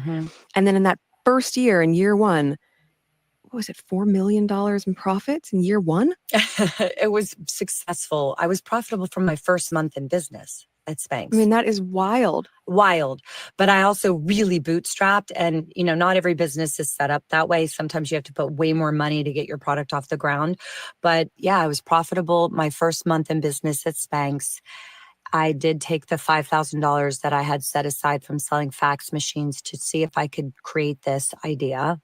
I chose to invest in myself and my mindset. Exactly what you started out asking me about, Meghan. Find anything that helps you become more self-aware, to unblock your obstacles, figure out what are your patterns, what's holding you back, what's your mindset on money, what's your mindset on success. Like, a lot of people don't even realize they have not great narratives around success or around obtaining a lot of financial freedom and money for themselves for lots of different reasons. There's all these things that I spent a lot of time excavating and figuring out while I was floundering. Right. So the one thing that I knew was like, I don't know what I'm going to do with my life, but I know I'm going to invest in myself.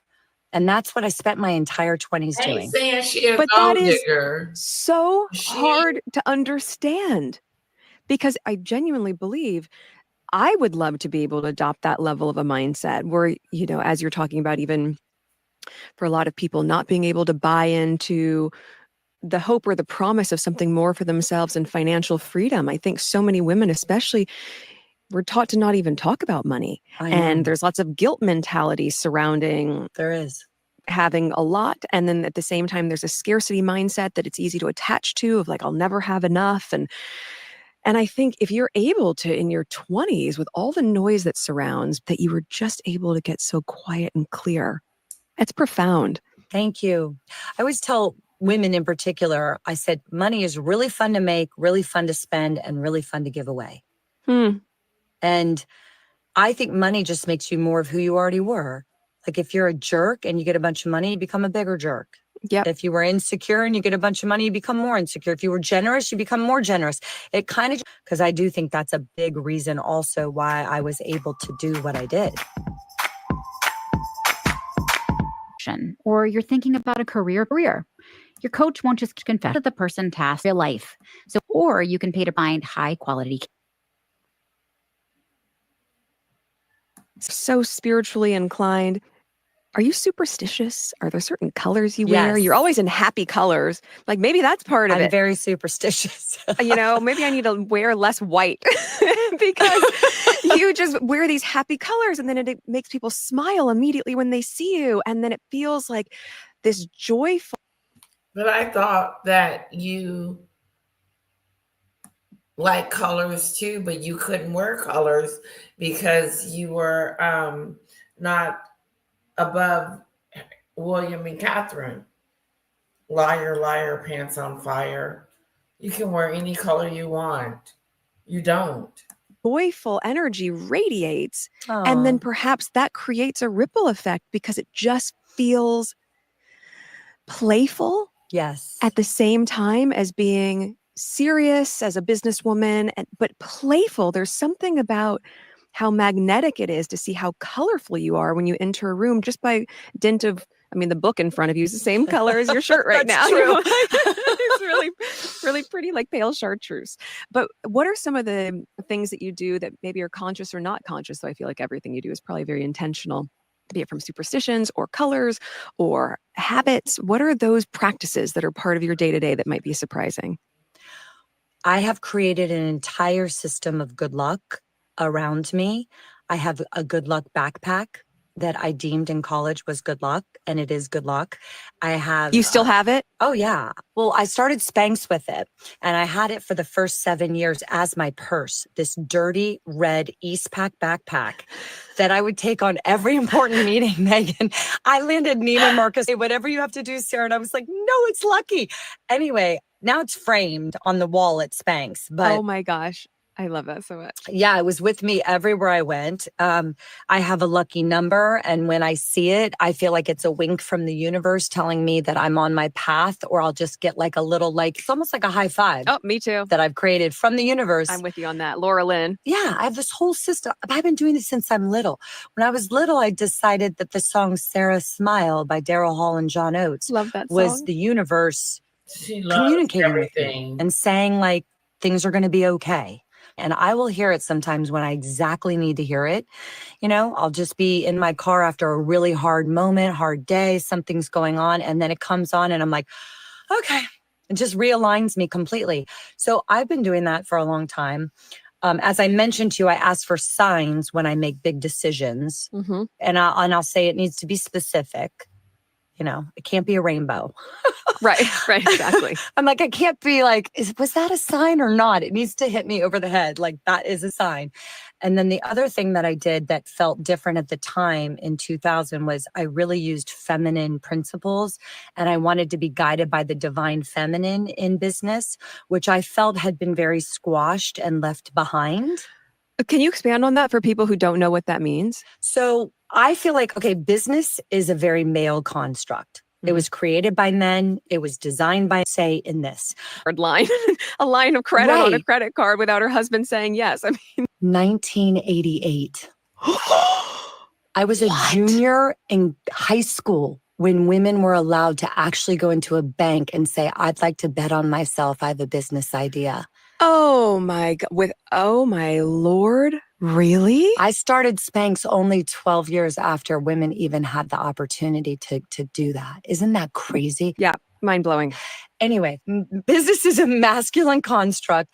I was so grateful, made that seem like a weakness. right? Like when I was using intuition or vulnerability to bring that out. Right. And so when I started Spanx, 2 guys came up to me at a cocktail party and they go, Sarah, we just read about you in the newspaper in Atlanta. Congratulations, you invented something. And I was so excited. I said, yes, I did. And one guy put his hand on my shoulder and he said, well, you know, business is war. Oh. And I said, okay. Oh, okay. And then the other guys started laughing and they kind of had this little banter with each other and they go, yep, Sarah, business is war. I hope you're ready to go to war. And I went home that night and sat on the floor of my apartment and I just said, I'm not going to war. Like, why does it have to be war? Why would anyone want to go to war? I have no desire. I'm going to do this so differently. And I may end up so unsuccessful or I may not, but I'm going to choose a different path. And everything I did, I mean, my marketing back then in 2000, I mean, I laminated a picture of my own butt before and after. Like, that's pretty vulnerable, Meghan. I'm standing in Neiman Marcus with like the prettiest women ever. And I'm like, here's my butt. Like, this With is your what red it looked backpack. like. With your red backpack and a laminated photo of your bottom. But, you know, I always wanted to use that. And then for me, intuition always was how I made my decision. Like I would look at data. I half the time I didn't understand the data, but I would like absorb this or some sense of what to do. And to my understanding, most of that for you was to make your patent, a book that you found at Barnes and Nobles, and you figure that out and start to really be scrappy and piece it together. How much of that do you think, if you're saying there weren't a lot of people that you could talk to, women at least in the sector at the time, you know, you have this idea, you think you're onto something. You're trying to shop this idea, even to just get it manufactured. And people are saying no, because they can't buy into the vision of it, except for, was it one manufacturer whose daughter or wife said there could be something here? He had 3 daughters. He rejected me like a lot of the factories did, but then he brought it up over dinner. And the daughter said, you know, Dad, this is actually a good idea. I don't know what to wear under white pants either. You should maybe help this girl out. So it goes from this $5,000 investment that you make in yourself to you become what Spanx became so quickly, relatively speaking. I mean, whatever I sold, I took the profit from that and bought my next batch of Spanx. And so I just used the profits from the sales and it continued to get bigger and bigger and grow in that way. But I was very scrappy, very bootstrappy. You know, I remember standing in rooms back in those days, hearing how much money all the people around me had raised and thinking in moments like, oh my God, I'm such a loser. Like I haven't raised anything. But then I look back on it and it just never felt right to me. I never took a business class, but I was like, why does that feel off to me? Like everybody around you saying, I raised 20, I raised 50, I raised 100, and they're all high-fiving each other. And they're like, but I tell entrepreneurs, when you do that, and there are times where you have to do that. There are certain business models, there are certain things that you're going to do, say none. And they'd be like, oh, you know, like, but I also felt like I was willing to grow smaller if I completely agree with that. I mean, I've invested in a lot of female founders and I'm really conscious, I know as you do too, but also you just mentor so many women and you want them to succeed. I'm not in the business of trying to dilute you. I'm in the business of trying to uplift you. Right. You want to be the person that they can call when they're having a quality control issue or they're worried about something or they just feel uncertain Who is she mentoring? She's not mentoring anyone. Please. You're too self-centered. You're too stuck on yourself. You don't want nobody to succeed but you. And as we all do. And now I'm on the flip side of that. Going, wow, I have a partner. I was going to do it all by myself. Took a complete U-turn because I really believe in what Netflix and their CPG department are doing. But it is a different experience than if you're doing it on your own. When you only have yourself to answer to, I think it's twofold. It can be incredibly liberating. It can be incredibly lonely. Yeah, it's both. It's both, for sure. What did that feel like for you at the beginning with Spanx? I mean, you were your own soundboard. Yeah. Spanx never had a board for 16 years. The board was my dad. So my dad, but I never had beautifully. And it doesn't matter if you failed. Right. When he started to advise on the business 4 times a year, was he asking those same kind of questions? Yeah, I mean, I would talk to my dad all the time in the business. I was very lucky that I had a parent who is incredibly strategic in his thinking. He's a lawyer, but he's very smart, and I trusted him, and that was huge for me. So he was always trying to get us to redefine failure growing up, my brother and me. And listen, my brother's 4 years younger than me. My brother's a litigator. He was a very charismatic trial attorney. And they really fostered something in our house that my brother was an accountant who invented a machine so a customer could text before, and his company was called Zingle. But I think that it paid off that my dad was encouraging us to fail, because I think most children really don't want to disappoint parents. We want our parents to be proud of us. So we start taking less and less risk because it ensures we're safer. Pride, yeah. Not disappointing them. And my dad flipped that narrative on its head and was like, I kind of want to be disappointed. I'm going to be disappointed if you don't fail at something. Wow, it's huge. Yeah. Huge. And you had equal parts of that pragmatism as well as the creative from your mom as an artist. Yeah. So you have both pieces where both sides of your brain are going, okay, what can I create? How can I dream in a bigger way? When your book's in front of you, dream big. But how do you do that as well as, and take risks and don't be afraid. Right. I love that. I know. I think everyone is so scared, especially as we get older. You're so scared of making a mistake. You're so scared of doing it wrong. You're so scared of not getting everyone's approval. And I love equally that at the beginning of Spanx, you held that close, because it becomes like Survey Monkey at the beginning of a business. Oh, forget it. You're like, what do you think? I was thinking this, it's no different. And I will say this to every woman in the world, every person in the world who's going to have a child. If you have an idea of what you're going to name that baby, you keep it so close to your heart until that baby is born and it's named. Don't ask anyone's opinion. No. Not dissimilar to naming your company, which also I think for you, I hope you know, you inspired Cassandra that we talked about with Kitsch. Yeah. When I talked to her, she said, well, Sarah Blakely, it said like things with a k sound like Kodak. Like the way you took Lily from the Queen. You didn't get permission. She stole it and took it. So the k sound like Kodak or Coca-Cola do really well. So I'm going to do Kitsch. Yes, the naming of it and everything with Spanx was fun. It took 2 years to come up with the name, and I wrote it on like gum wrappers and rental car agreements and everything. And then it came to me across my dashboard of my car one day in traffic. I saw the word like in my mind, and I pulled off the side of the road and I wrote it down. And then as I was trademarking it on my computer, I trademarked the name Spanx for $250 with my credit card. Oh my gosh, that's so good. I know. And at the last minute, I backspaced the K and the S and put an X because I did research that made up words do better for products than real words do. And they're easier to trademark. That's certainly true. Yeah, I loved hearing that story from Cassandra because she's doing really cool things and she's really successful. Fighters to find the when show by Hey, out of the turkey chickens, share it with you when I have it. And I said, okay, you don't need to be working on something else. Yeah, no, but I'm excited about it. And I remember we were sitting, this was a couple of years ago. We were sitting here after Polo and you said, I'm working on something else. I can't talk about it just yet, but I can't wait to share it with you when I have it. And I said, okay, you don't need to be working on something else. Yeah, no, but I'm excited about it. Cue sneaks. Okay, let's talk about it. How, what, when, where, why? So I care so deeply about how women feel. And I feel like the beauty industry had a tagline that my grandmother told my mother, who then told me, right? Yes. So there's been no lens of like, but wait, how am I feeling in this? Yeah. So, high heel, putting it out into the universe, it never happened. And one day I very specifically said, okay, universe, I've been saying this out loud, and I was running out the door to Spanx, but I caught like 2 minutes of the morning news before I headed out. And she was interviewing Christian Louboutin, which was very odd, right? Like hard news morning, and end of the day, I could be crippled. And as a product person, I'm watching this, right? And all I care about is how does she feel? How does she feel? Are you happy? Do you feel good? I'm expecting him to go, I know, I'm working on it. And instead, he said, I do not want my shoe to be comfortable. Oh. If my shoe is comfortable, I take it as an insult.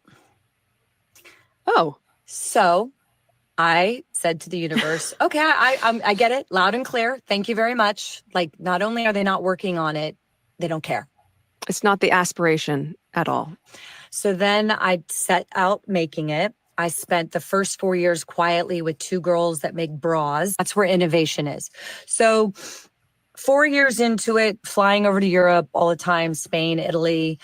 It didn't matter that I was Sarah from Spanx. Nobody cared. Half the people I cold called said, no, thank you. They told me it couldn't be done. It would be too hard. Wow. Then I worked with one factory in Italy. 6 months in, they fired me. They said they don't want to deal with this anymore. And I went to another factory 8 months in, they fired me.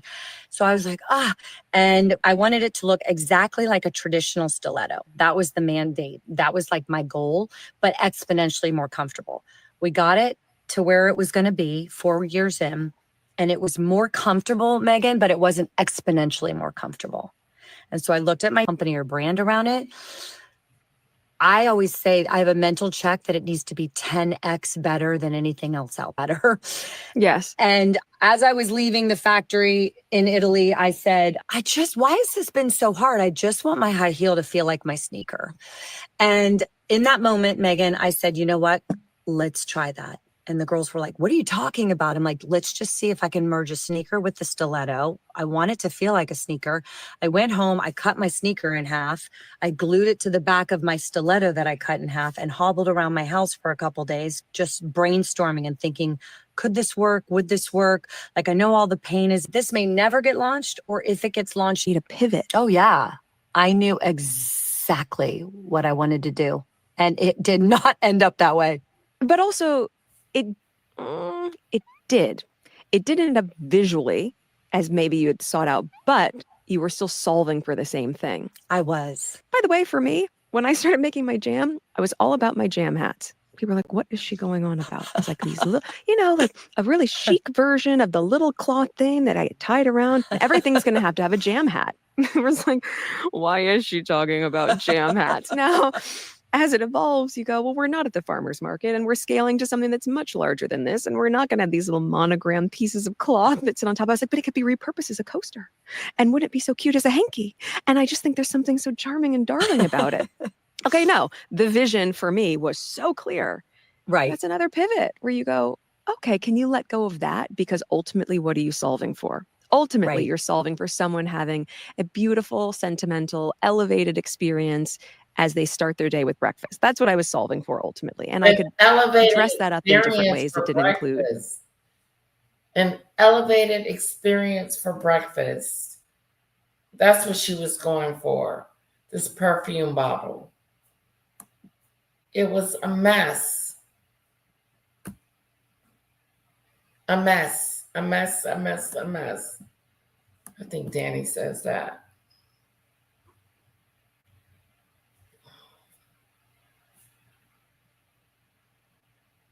Oh, that sounds so good, Susan.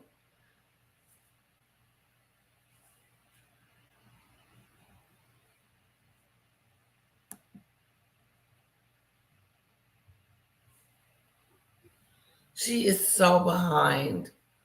Now she's talking about her jam like it's successful. It's not successful. It has very much ended itself. We read about it today, how she's not making any until 2026. Does that mean the people that ordered their jam a scam is not going to get it? Interesting. She is behind the time. My jam, like it's an original thought.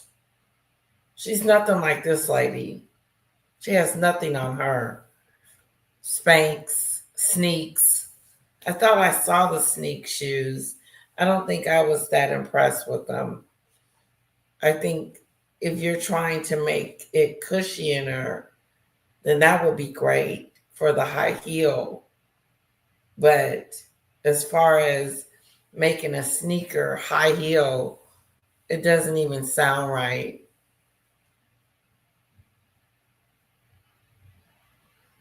Does it sound right to you? A sneaker shoe?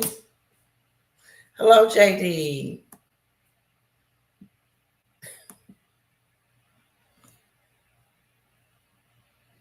A sneaker shoe with heels.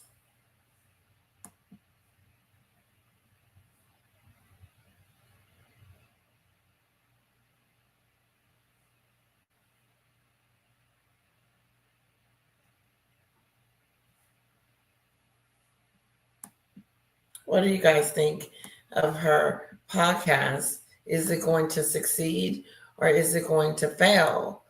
Is it exciting? Is it something that you would want to listen to before you went to work in the morning? Is it motivating you to want to start your own business?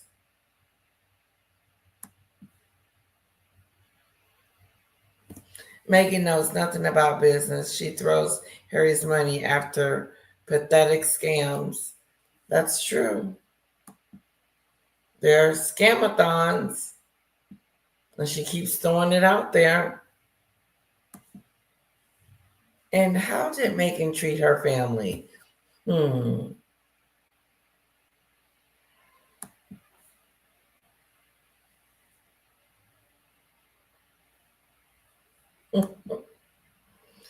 The guest should ask her, what have your family done for you, your As Ever project?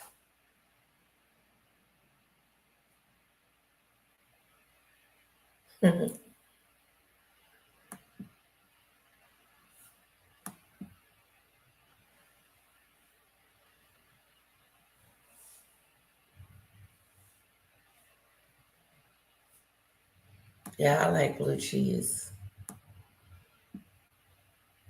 As long as she's not your money, Meghan, it's all this one's money. She's a trip. Did everyone see Lily in that little beekeeper suit? Oh, yeah. Sorry, but she had her baby looking like a little quack quack. Sure made her smaller, didn't it? Although she was as tall as a 5-year-old. She looked tall. But she just looked like a little duck outfit.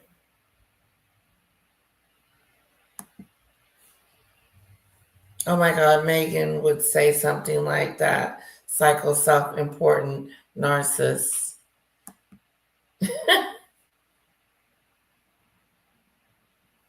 I know. What's up with the universe? Doody Bird. I done heard them bring up the universe several times. The universe this, the universe that.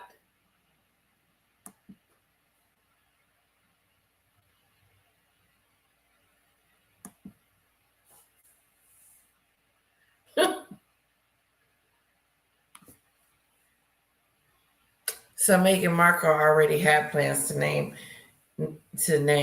the so-called baby Lily.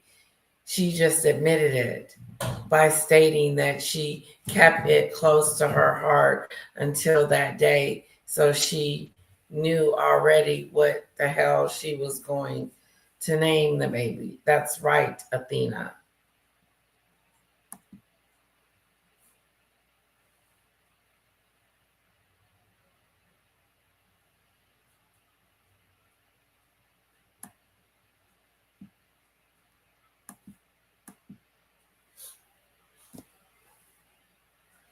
What's that, Rocky? Meghan can't keep her lies straight, let alone her children's growth. Letitia forgot to say hello. No, not at all.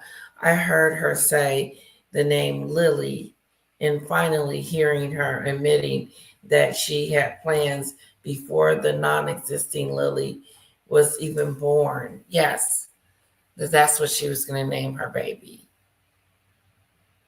She sure did.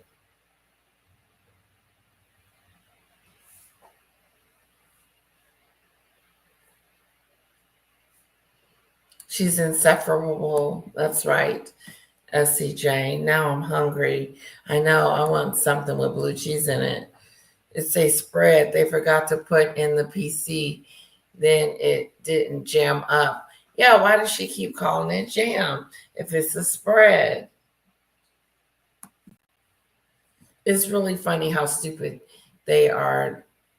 They are. Just sooner or later they will admit it and literally tell on themselves. Yep, they can't keep faking doing it.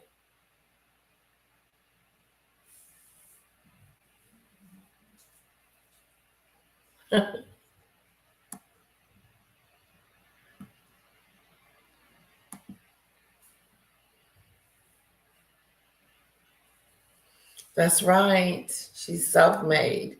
Meghan uses Harry's money.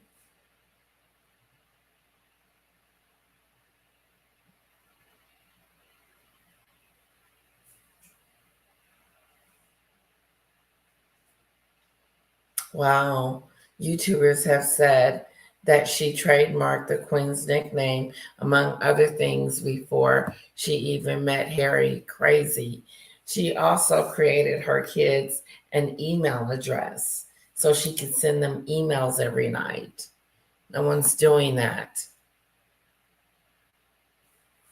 Just like that Beehive walk where people say it's Meghan Markle and the so-called Lily. There's no proof that that is really Meghan Markle or the so-called.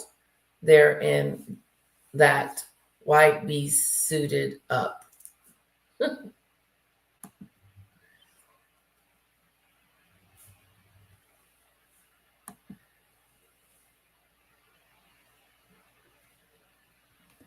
We know Meghan has been online watching and listening to everything because she literally covers it all in puff pieces. And now the podcast, all her lies and BS that we figured out.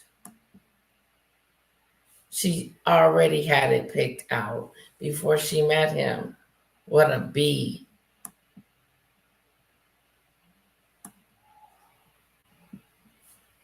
That couldn't have been everyone in any person. And as for the so-called Lily, that could have been what many people call a little person, because the other word, they don't like to be called that. Yeah, I heard that too.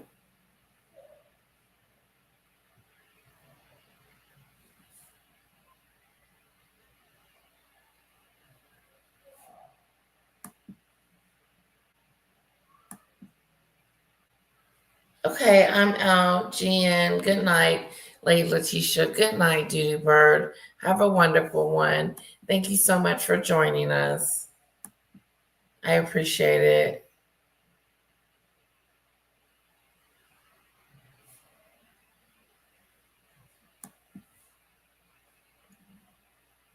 People are finally coming around about her. She is a certified narcissist. They are starting to come around more and more and more. But I'm not surprised by her behavior and the things that she does. I would be surprised. I'm still surprised. She surprises me. Did you notice when that other woman was talking about her father, how great her father was, and Meghan Markle didn't even mention her father, not even once? Yep. She said her father, she sure did, Athena. She said, my father is a lawyer and very smart, intelligent man. Didn't even mention her father, didn't say anything about her father because she kicked him to the curb. She has kicked her father to the Kirby-doo. Get out. You are at the Kirby-doo. Kirby-doo, Kirby-doo. Thank you guys. Hit the like button. Please make sure you're still subscribed. Bye, Judy Bird.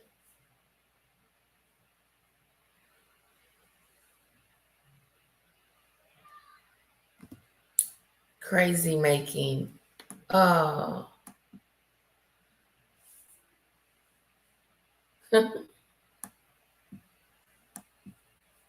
Girl, you know you can type SCJ. She was talking about her other one that was supposed jam, the first embarrassing venture of hers with food.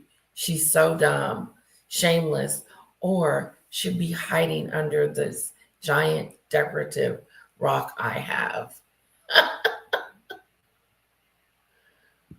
Ooh. I literally never set out to make a sneaker heel. I mean, are you kidding me? That wasn't even on my radar. But when it was done, I was like, huh, okay, this is wild. This is where this ended up. I wanted to solve three main things, Megan. I wanted to fix the toe squeeze. Oh, yeah. Oh, I wanted the weight to be redistributed because since basically the 1700s, when heels were, because you're in a 3-inch stiletto, can rock jeans and sneakers. I feel like I look like I did in middle school. Just said to me the other day when they were like, I just saw this picture I'd forgotten about when you were so pregnant with Archie. I mean, I gained 65 pounds with both pregnancies. Oh my God, you're so tiny. And you're in these 5-inch, I always just wear my 5-inch pointy-toed stilettos. They're like, you have the most enormous bump and your tiny little ankles are bracing themselves in these high heels, but all of my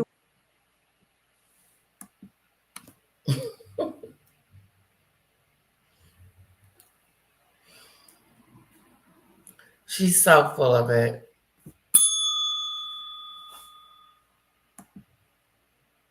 all of my weight was in the front. right. So you're just going, how on earth?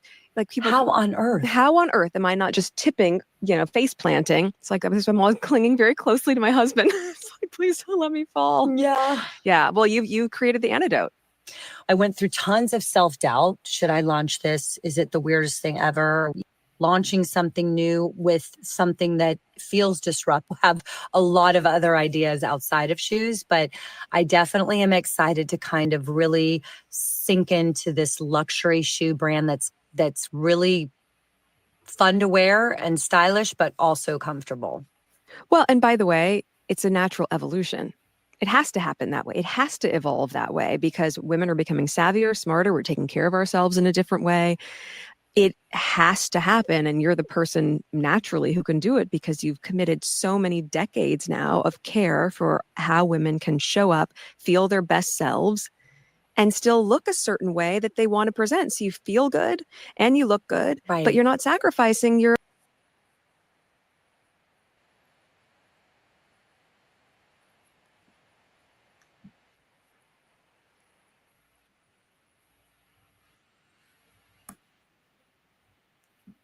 we have to take care of ourselves first. And I think you've just really created such a acupuncture decades now of care for how women can show up, feel their best selves, and still look a certain way that they want to present. So you feel good and you look good, but you're not sacrificing your own care because at the end of the day, I mean, I remember my acupuncturist in the UK said to me, and it has always stayed with me, said, if the baby's crying, treat the mother.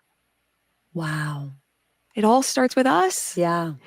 Good Lord, we have to take care of ourselves first. And I think you've just really created such a beautiful and celebrated business model, not just because of the fiscal success you found, but because you've done it with such acute, mindful intention that stems from care.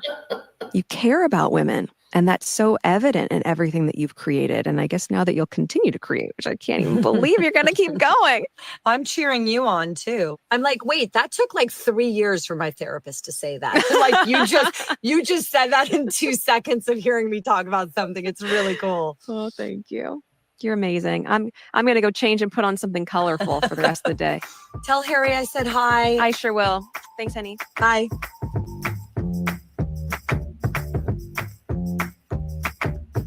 Well, that's a wrap on season 1 of Confessions of a Female Founder. I just want to say thank you guys so much for being so open to hearing all of these women's stories. I hope you felt as inspired as I have. Thanks for your support as you heard my story too, little bits of it. It's just the beginning, but my goodness, it's been really great to be able to share it with you. Wishing you all the best and loads of success in whatever you're building today and every day.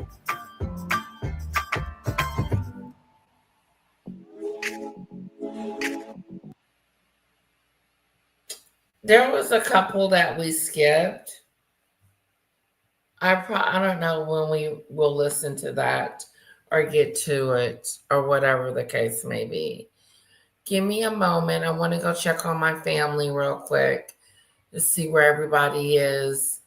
And then if we're doing good, I do want to go back to this.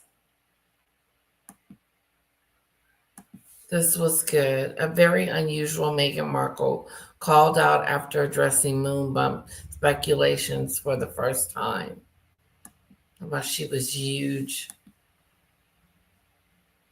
Okay, so be right back.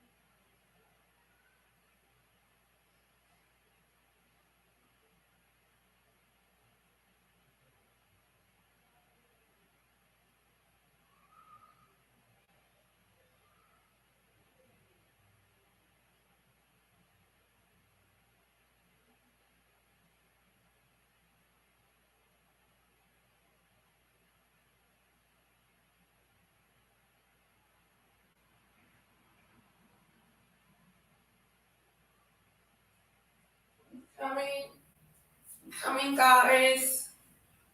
Hang in there. It's the Mimi Show. It's the Mimi Show. It's the Mimi Show. It's the Mimi Show. It's the Mimi Show. Oh. Yeah. It's the Mimi Show. It's the Mimi Show.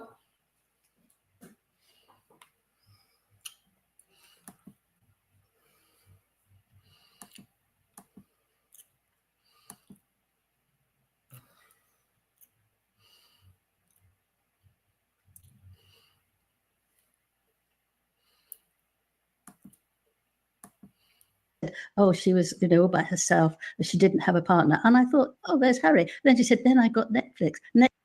Netflix is her partner, not Harry. She doesn't want him involved at all. Zero. That's not very nice either. She can't help but slip a lot of very interesting things.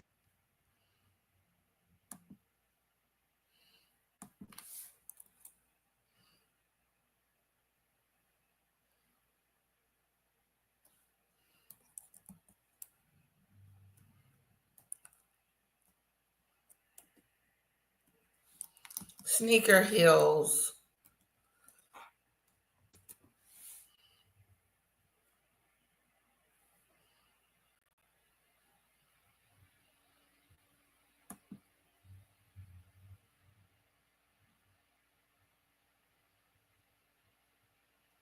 What's it called? Sneaks?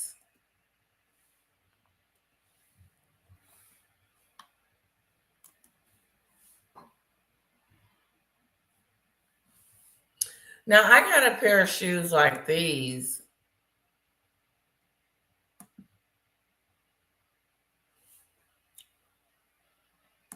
Like, I got a pair of those. Not those. But, like, this is like a boot to me.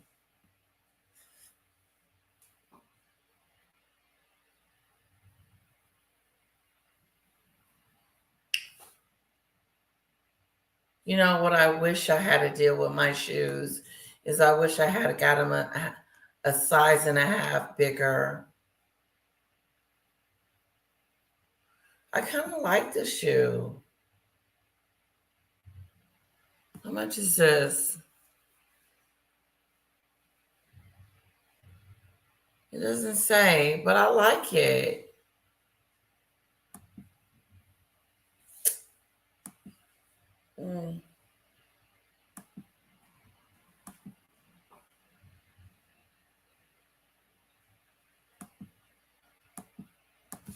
Things about herself that she would hate anyone to know. But actually, being Meghan, it's actually fascinating that this is how she thinks about herself, how she thinks about other people, her children, her work, anything. She's no mentor. She hasn't got the patience. And actually, she's not good enough. No, very true. Angela, there are always these instructive moments within Confessions of a Female Founder, though, even if Meghan doesn't realize it. And for the first time, we have an acknowledgement, albeit in a sort of underhand way, that she told complete porcupines. Do you remember when she used to say, oh, the royal family never wanted me to wear bright colors. Right. They were the ones that forced me to be in beige and be in white. Now, since Meghan's become a thing... People wouldn't notice me. So people wouldn't notice. Yep. So people wouldn't notice her. Don't wear certain clothes because she wanted to blend in with the senior royals. But she was told she couldn't wear colorful clothes. They didn't tell her that. She made that up. I can't wear colorful clothes because it'll outshine any senior royals.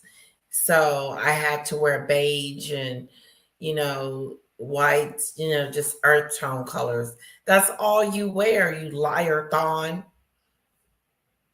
Her shopping center with her clothes, her extra baggy clothes, tells a story about her choice of clothes, the color of clothes she wears, how big they are. They're oversized. They just look uncomfortable to me. Yeah. What are we talking about?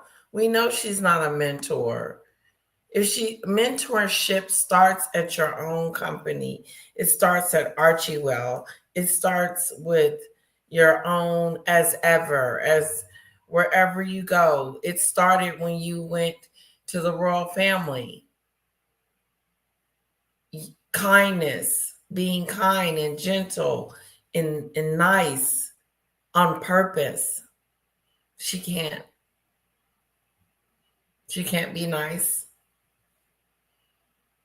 It's very difficult for her. She's not a mentor. Mentorship starts at your own company, and she can't mentor anyone there. Then how is she gonna? Just got done modeling Meghan's Mode Live. Are you still going?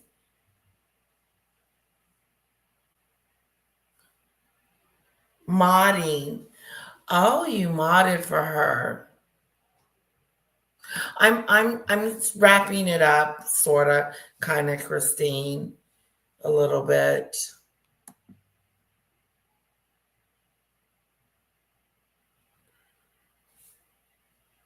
Oh, okay, SCJ. Have a good night, sweetie.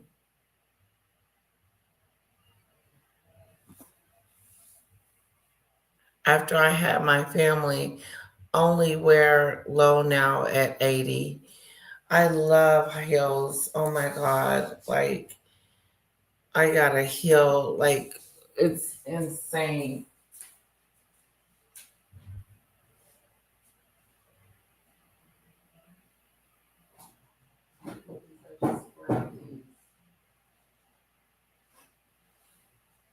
It's so cute.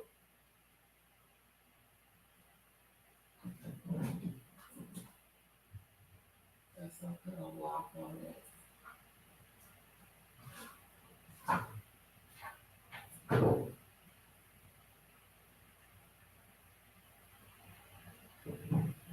Let's see.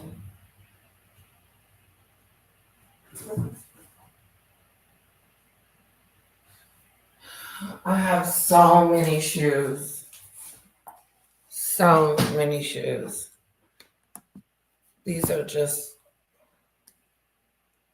heels. This shoe is so cute. It wraps around your leg. And there it is. Cute shoe. And then this is another shoe.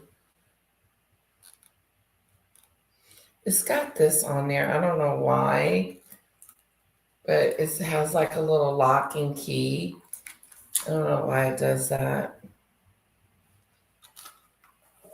I just bought a few pair. And this is a heel. It's a big heel. That's all I wear is heels. I got a closet full of shoes. It's a shoe mania. And I didn't spend no $600 on them either.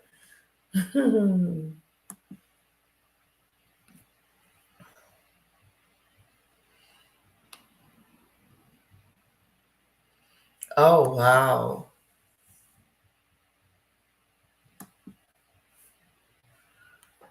Thank you. Yeah. But since she's become a thing, Angela, all she ever wears is beige and white, proving that it was just a total lie. I mean, I knew it was a total lie at the time, but her choices of outfits have always been her choice. They've been her choice then, they've been her choice now.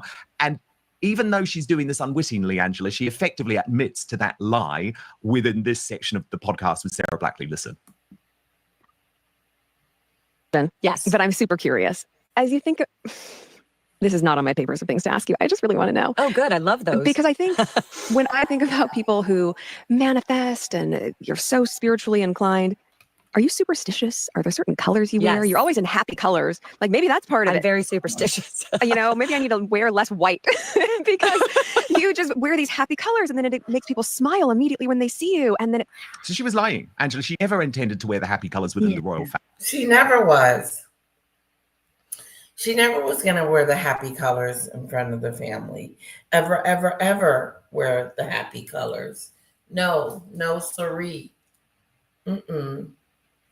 No. She was just making that up. It sounded good. I can't wear certain things in front of the queen because I'll take over precedence of what they will look like. That's stupid stuff. Just lying. Excuse me. That's how I know she's just coming up with story after story after story.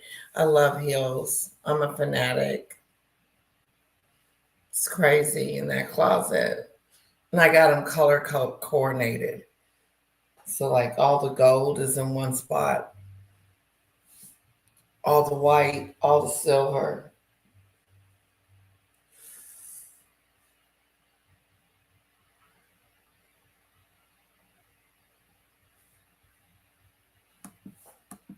Family. That's just what No, the late when she Queen left loved. Tig, when she left Tig, she said that, oh, she's got to be told to wear colours because she's used to having brown and more brown, but she wouldn't have to do that. And she wore black, white, and different coloured brown. But she never did that, and she didn't want to. And it was quite a lot of trouble to get her into something that had some colour in it because it was bright and positive. So it is absolute nothing. I know exactly who told her that and how they worked very hard with her. And she did it when she felt it was ready. But okay, but not to say that it was them who didn't want them to wear black, blue, bright colours. I mean, the Queen loved bright colours. She encouraged people to wear bright colours so that people can not only see them, but will see that they feel happy, you know. It's just so much that she gets in when she's got this chance. This is her opportunity to tell as many lies as she'd like. And every now and then there's a little bit that might be true. And it's pick the little bit that's true. There we are. Look what the Queen wears. Every day there's a bright colour. A woman like that wouldn't say to somebody who joined the royal family, I don't want you wearing it because I don't want to find you. She was delighted with her at the beginning, as was King Charles, then Prince Charles. He was thrilled with it. She thought she'd be wonderful. They didn't want her to walk around in a ghastly beige.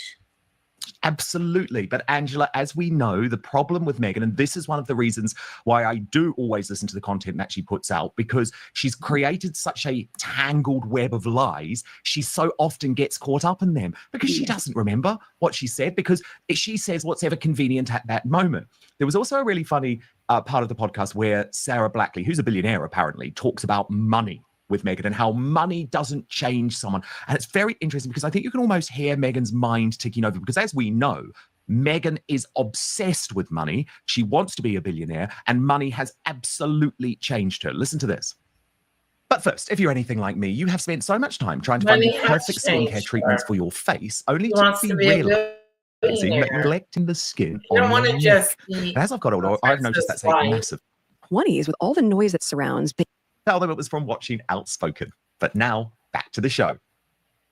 Women especially, we're taught to not even talk about money. And there's lots of guilt mentality surrounding having a lot. And then at the same time, there's a scarcity mindset that it's easy to attach to, of like, I'll never have enough. And I think if you're able to, in your 20s, with all the noise that surrounds, that you were just able to get so quiet and clear, it's profound. Thank you. I always tell women in particular, I said, money is really fun to make, really fun to spend, and really fun to give away. And I think money just makes you more of who you already were. Like if you're a jerk and you get a bunch of money, you become a bigger jerk. If you were insecure and you get a bunch of money, you become more insecure. If you were generous, you become more generous. It kind of just holds a magnifying glass up to you, but it doesn't create something terrible that I think is really important to get clear with for each individual person. Because I do think that's a big reason also why I was able to do what I did.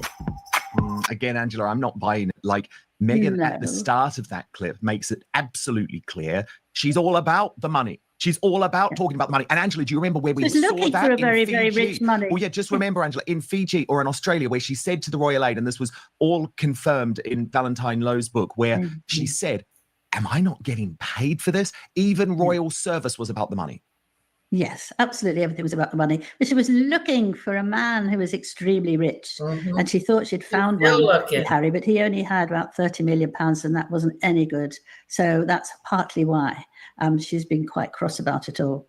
That's what she was after. Everybody knew she was after a rich man. She asked different people who I know very well if they knew anybody very rich who would be fun, etc., etc. But, they had to have money. I mean, you don't mind if somebody doesn't want someone who's actually poor and throws it all away straight away.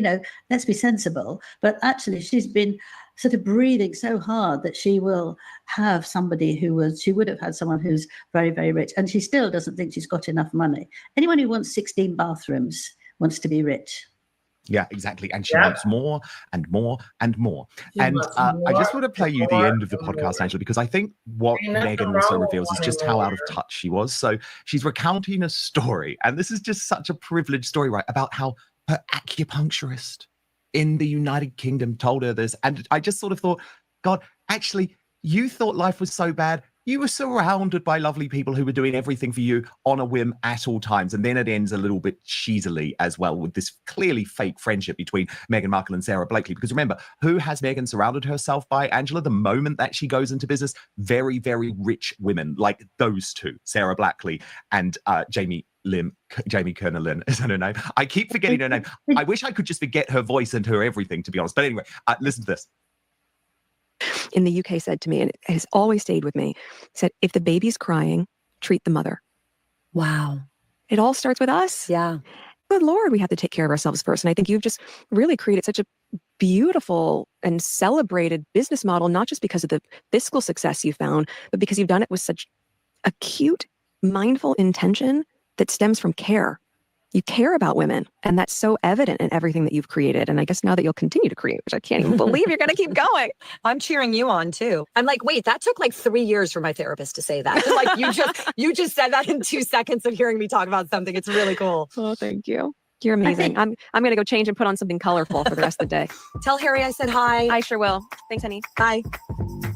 I think it's very odd that you say something like that. It's completely odd, isn't it? It doesn't make any sort of sense. You can't say that to a mother, that when a kid's crying and crying when they're small, particularly because you don't know what they're saying. You don't know if they've hurt themselves, if they feel ill. You don't know what they're saying. So you have to put yourself aside, absolutely, for quite a long time until all that you can recognize cries and you feel more comfortable. You're not going to put yourself away, put yourself first when you've got a little baby. Good It was God. just so her. It was so her. And you know what, Angela? It's a window into her world in the United Kingdom, which she doesn't want to acknowledge because she wants to pretend like she was some sort of prisoner being treated horrendously by the royal family. In fact, what was going on is she's off to her acupuncturist, no doubt paid for by King Charles's money. She's clearly moaning about how difficult it is to be a mum. And she's got all of these people around her saying, oh, don't worry about the baby crying. Just look after yourself. Look after yourself. And it's like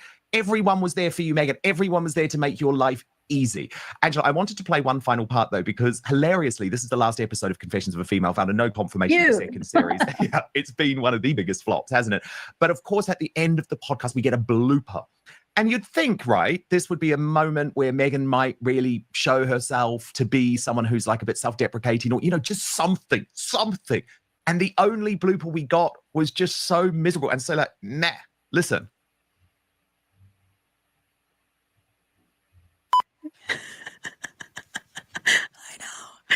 For those that can't see us, my darling dog Mia is pawing her way into this podcast, literally. That's it. That's the blooper.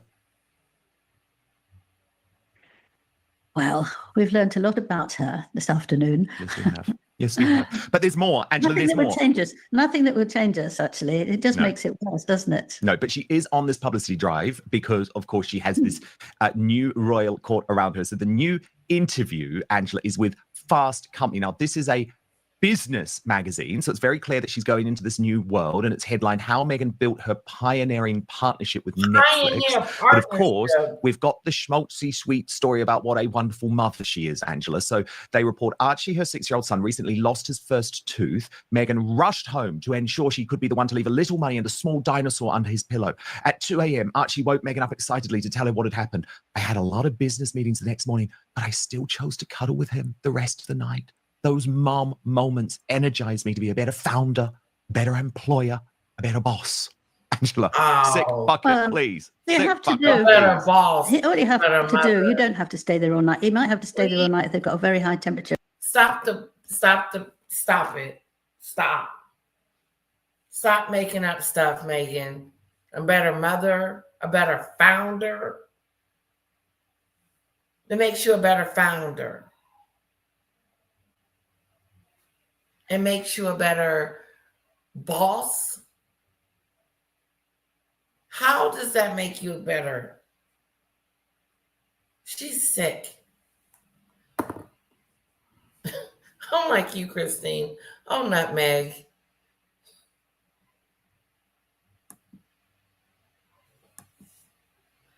Oh, that part again. Meghan said that because she cannot believe it, because she hates women and doesn't give a about anyone but herself.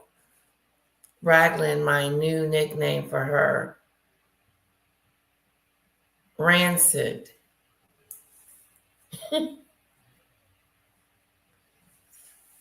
Well, she's a gold digger. Ain't saying she a gold digger, but she ain't messing with no broke.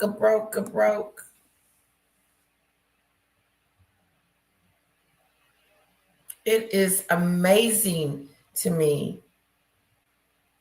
It just amazes me how she's going to be a better boss, a better founder, no. What makes you a better person is being a better person, trying very hard. But even though you try hard, you still fail at it. She still fails at being a nice, great person.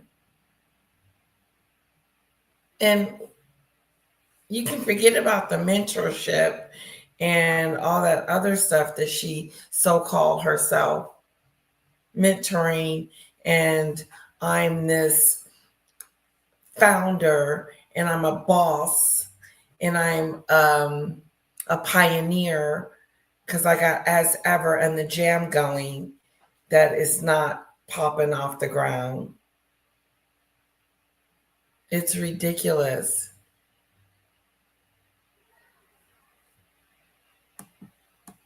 And you're very worried and they've got stomach trouble. But if they've got something, a present, and they've got a tooth, that's very exciting when you're 5. You're making to be a big boy. And that way you can say, look, this is fantastic. You're a big boy now. Go to sleep. And in the morning, we will actually really look at the tooth and absolutely maybe give you a chocolate or a this or that. I think, nobody has to do what I want to do, but you don't have to stay there in their bed when they're perfectly healthy and quite excited. What is she doing? She's got things all muddled up somehow. But the thing is, I don't even believe it. This is all about her wanting to not only appear as relatable, but also as a victim. She wants us to feel sorry for her. Yes, this is insane. Angela, she's just been at a conference where she's traveled first class. She returns to the airport where she's met by her 4-car motorcade, which she would have demanded that Time magazine pay. The kids are being looked after by a phalanx of nannies and a phalanx of staff. They're there in the morning to pick up the pieces if Meghan wants to sleep in. And trust me, if she wants to move her business meeting, she moves it. This is a woman who has created a whole world that moves around whatever her whims and desires are. So it's like, stop trying to present yourself as the victim. But Angela, there's also some quite interesting business news because she's pushing forward. There's more to come. So She explains the Netflix relationship for the first time. So she says, Meghan says that she had been exploring various ways of launching a business when Bella Bajaria, Netflix's chief content officer, approached her. At the time, I'd been working towards building up my own in-house team, Meghan says, but I had a complete U-turn because I completely bought into the vision she was sharing, which is where content and commerce meet, not in a product placement way, but rather in an ideological way. And she talks about With Love and As Ever having different branding. She says, the brand is in the same universe as the show, but they're not the same. Then what comes next for As Ever? This is going to shock you, Angela. So they talk about, how it was a big success and how it sold out in 45 minutes, even though there was hardly any product. Right. And listen to how they justify the fact that she is still not restocked after 2 months. The magazine writes, the easiest thing to do would have been to simply restock the products, which would likely sell out again very quickly. But instead, Meghan wants to take a step back, gather data from the launch and figure out exactly what As Ever could be. She says she's planning to announce new products in the... We read this earlier. She's trying to take a step back. She's taking a step back from being a spammer jam. People are still waiting on their jam. They have not received it, and they probably won't receive it. But they are looking for their product, or they're looking for their, they're either looking for their product, or they are looking for their money. Shame on her. Ain't even thinking about doing it. Wants to change her endeavors to do clothes. I want to change and do something different. What, that these women change their mind? You want to do a sneaker do too? She wants to do a sneaker do too. first quarter of 2026, something like 2026 is when I'm going to get my jam. I want my money back. I'm going to put it in the bank. I'm going to put a note in for the bank that they will refund my money. Because the jam isn't coming. About the time I get it, it might be spoiled and green. It might be looking a different color. It just it don't sound right. 2026? Why is it taking you so long to replenish your stock? Since you were so successful the first time, why would you fall by the wayside and be like, oh, okay, the jam is still there, but we're not selling anything yet until 2026. The beginning, maybe around that time, we'll have some new products. You can't order nothing and have it on back order for a year and a half. You cannot order something and then have it on back order for almost a year.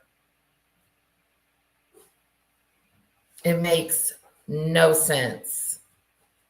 It literally doesn't make any sense. And now all of a sudden she doesn't even want to do it anymore. I don't even want to do it anymore. I want to do something different. I want to sell clothes now. Finish what you started. Finish this project and say, I don't want to do jam anymore. I changed my mind. Is that what you're slowly trying to tell us? That's what she's trying to tell us, that she's done with the jam. I'm not making anymore. Not in the kitchen. She sleep? She sleep? We just got out of the trampoline. She's still wired?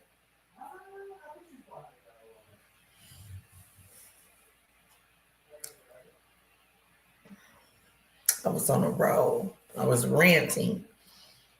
Rant. Let me shut my door.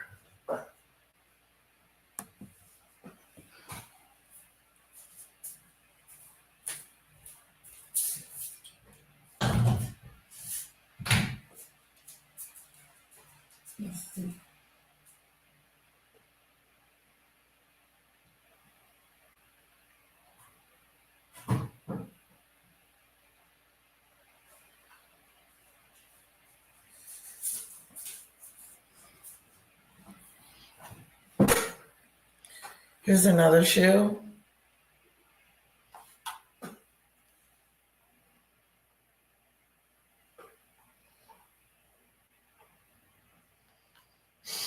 It has a zipper. It's a sexy shoe. I love shoes. I'm a shoe fanatic. I'm a shoey dooey. The end of all be all. Hi, dictator.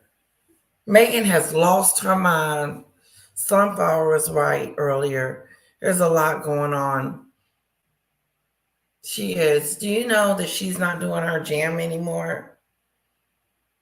And then the ones that she are going to refill in stock won't be stocked until 2026.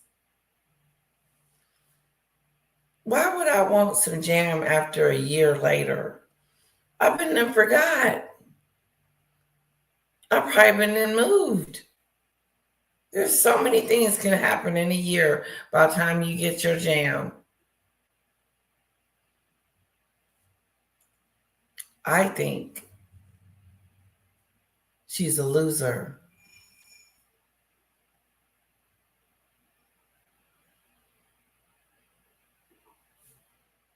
A big, big loser. A loser doozer. Yeah, she failed. You can't tell me to order your JAMA scam and then I order it and then you tell me that you're not going to have any until a year later. That's failure at its worst. That's failure at the highest level of failure. You don't even have your stuff together. You don't have your stuff together. You don't have your jam scam together. If you had your scam jam together, then you wouldn't be waiting to 2026 to give those that you have already placed an order for the jam.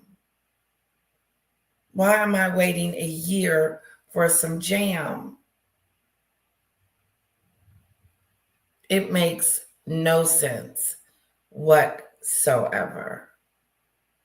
It is a bad situation.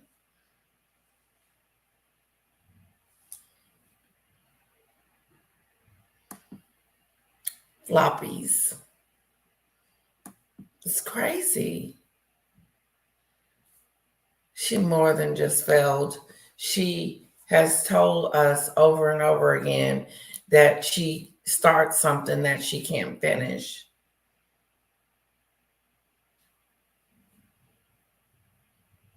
She should have left the jam as a hobby and just gave it out to her friends and left it alone. But she wanted to sell it like she wants to sell those flowers, those little crinkly flowers that go on everything that she puts on.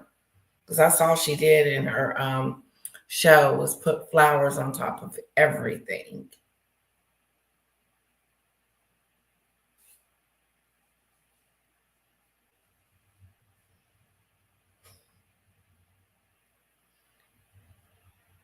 Scam jam. It was a scam jam after all. After all, it was a scam jam. After all. After everything that's said and done, this was a jam scam. We were just joking about the scam. But it is for real, for real. On the for real. Yes. Uh-huh.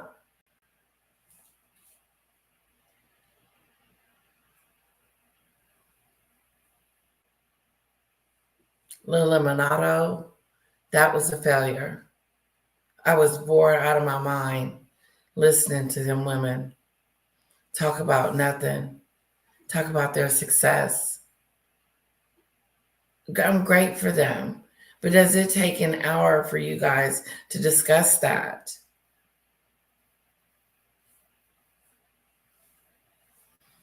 I'm sorry, I didn't get anything out of it. I was bored. It didn't motivate me. It wasn't like a motivational speaking or something like that. It didn't inspire me.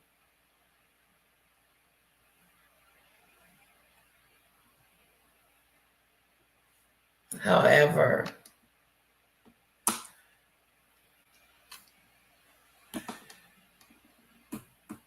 my phone is messed up.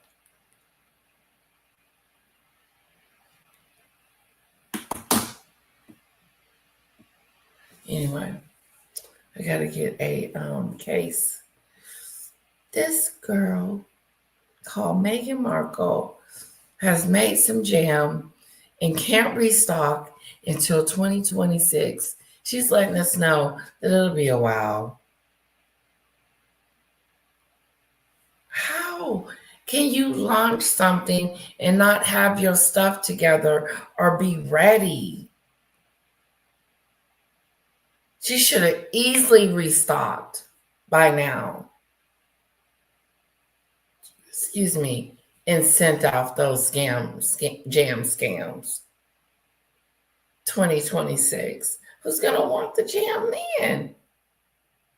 So honestly, who's going to want the jam?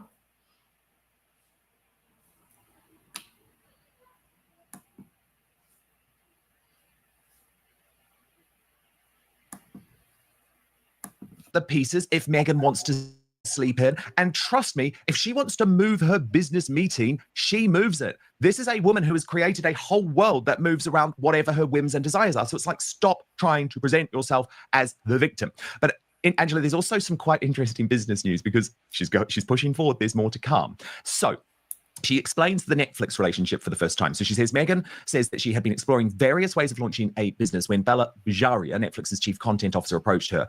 At the time, I'd been working towards building out my own in-house team, Meghan says, but I had a complete U-turn because I completely bought into the vision she was sharing, which is where content and commerce meet, not in a product placement way, but rather in an ideological way. And she talks about With Love and As Ever having different branding. She says, the brand is in the same universe as the show, but they're not the same. Then what comes next for As Ever? This is going to shock you, Angela. So they talk about, how it was a big success and how it sold out in 45 minutes, even though there was hardly any product. And listen to how they justify the fact that she is still not restocked after 2 months. The magazine writes, the easiest thing to do would have been to simply restock the products, which would likely sell out again very quickly. But instead, Meghan wants to take a step back. As Ever first collection was a runaway success. Meghan says that even though the team spent a year preparing the line and forecasting demand, all the products on the site sold out in 45 minutes. Now they're trying to plan As Ever's next phase, which should have been already have some more Scammer Jam ready to go, ready to send out to those that haven't received their Scammer Jam yet. The easiest thing to do would have been to simply restock the products. This is the article saying this. The easiest thing to do, the right thing to do, the common sense thing to do, as a matter of fact thing to do is the easiest thing to do would have been to simply restock the product. The easiest thing to do would have been to restock the product. That's how I know you're not ready for success. You're not ready for success. And then you throw it off as if, we're going to have it, throw it off as if 2026 is around the corner.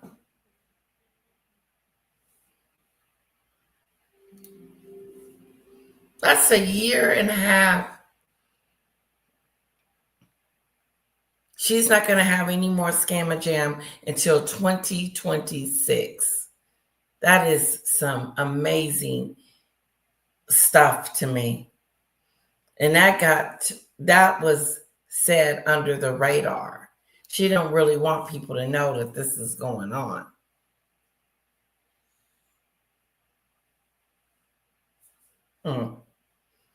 The easiest thing to do would have been to simply restock the products, which would likely sell out very quickly again. But instead, Meghan wants to take a step back. She done got lazy. And she has decided that she doesn't want to do any more jam. It's not that exciting as she thought it was going to be.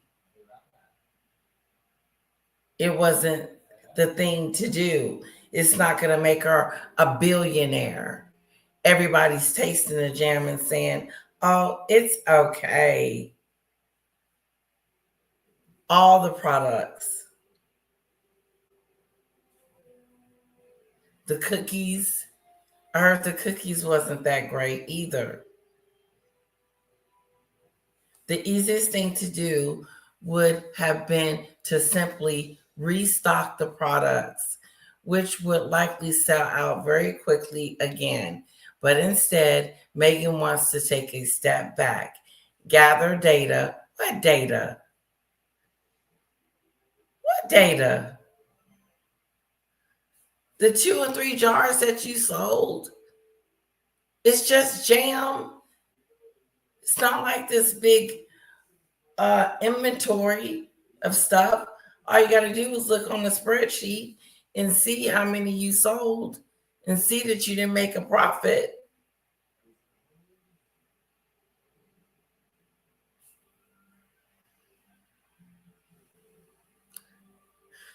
Meghan wants to take a step back. Meghan wants to take a step back. She wants to quit. She's done with the jam. The jam is my jam. Nope, she doesn't want to do jam anymore. It's too much hard work with no little return. I could have told her that when she was as ever in it. Now she wants to get into fashion. Leave stuff.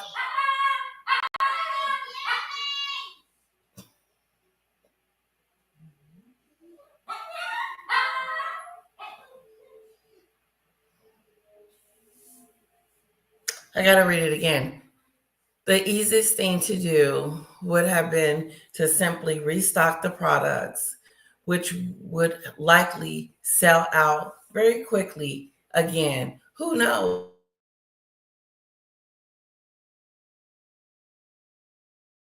Or maybe people don't want another Scamma Jam jar. But instead, Meghan wants to take a step back. In other words, she wants to quit. I'm done. I don't want to do this anymore. I don't want to make any jelly. Gather data from the launch.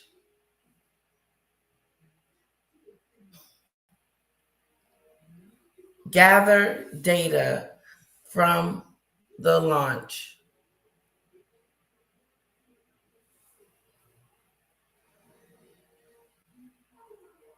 Gather data from the launch and figure out exactly what as ever could be. She says she's planning to announce new products in the first quarter of 2026. What products? Before you can even sell one product, you're off to the next product. Meghan doesn't know what the hell she's doing. There are some clues about what new items might be in the pipeline. Meghan's trademark application for her brand includes things like cookbooks, tableware, cutlery, and servingware. I want to really focus on the hospitality angle of as ever. But as we take the learnings, we can understand what the customer's needs are seasonally, she says. Seasonally.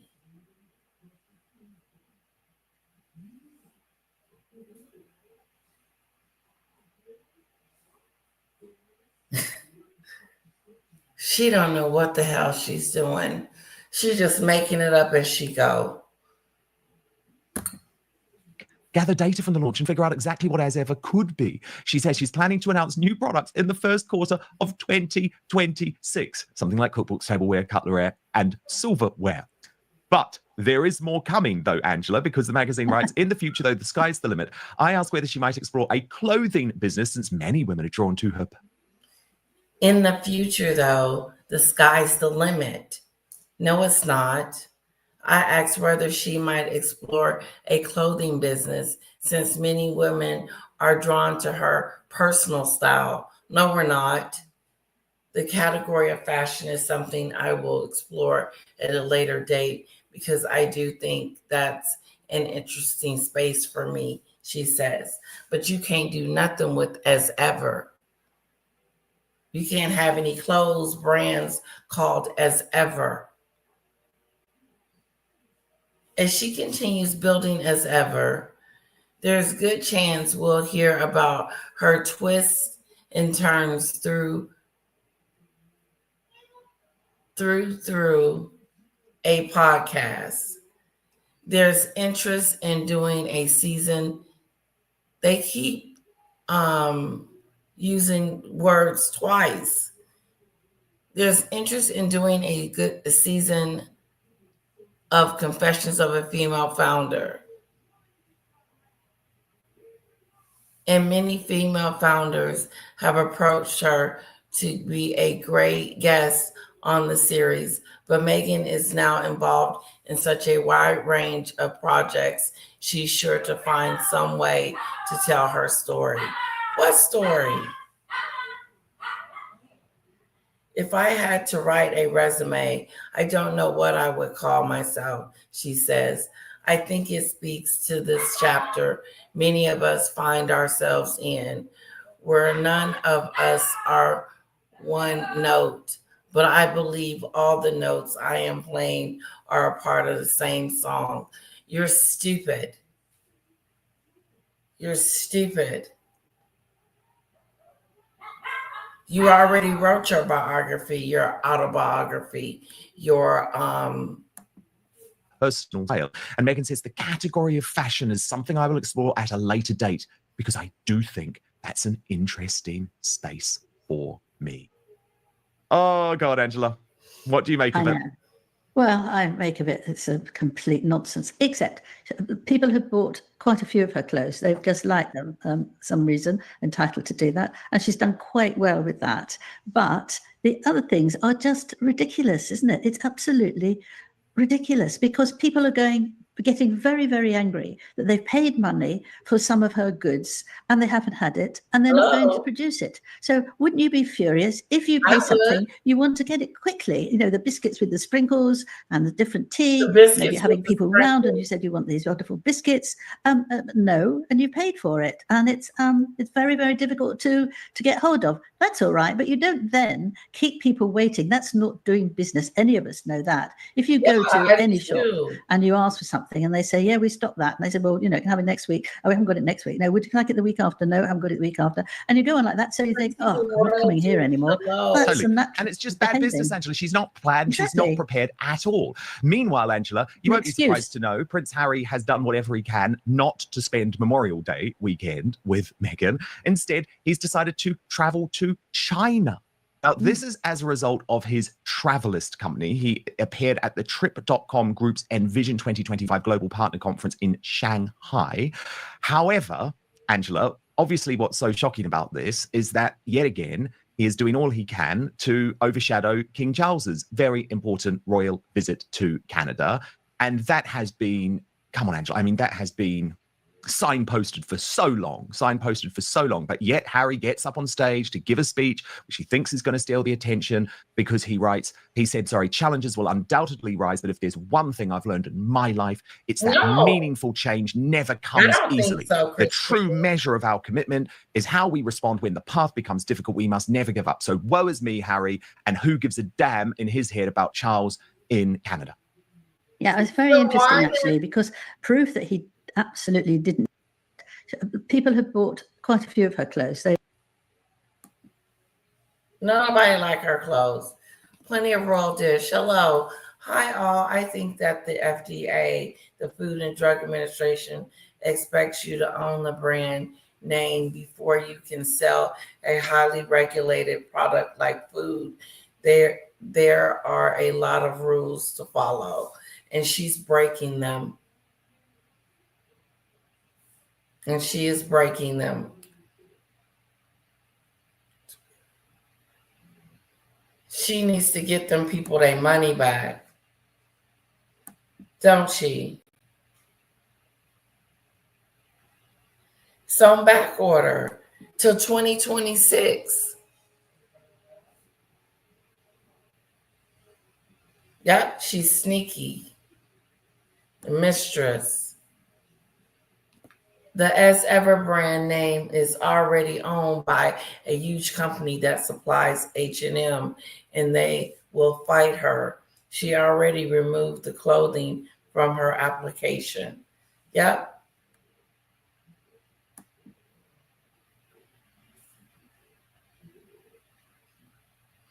Come on, Meghan, pick a lane and stick with it. Stick with it. She's already talking about she's planning something new, and she's done with the Jamathon, and she's moving on from that. She's got some more endeavors that she would like to do and explore.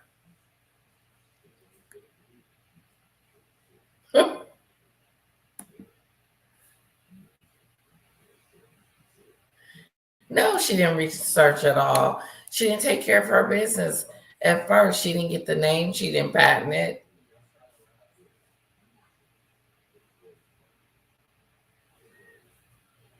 I hate them pants. I will never wear them pants, Christine. I know that's right. And she won't listen to professional suggestions, dictator, at all. She's got new 10 staff members that she has, that she is not listening to, paying attention to, or taking advice from.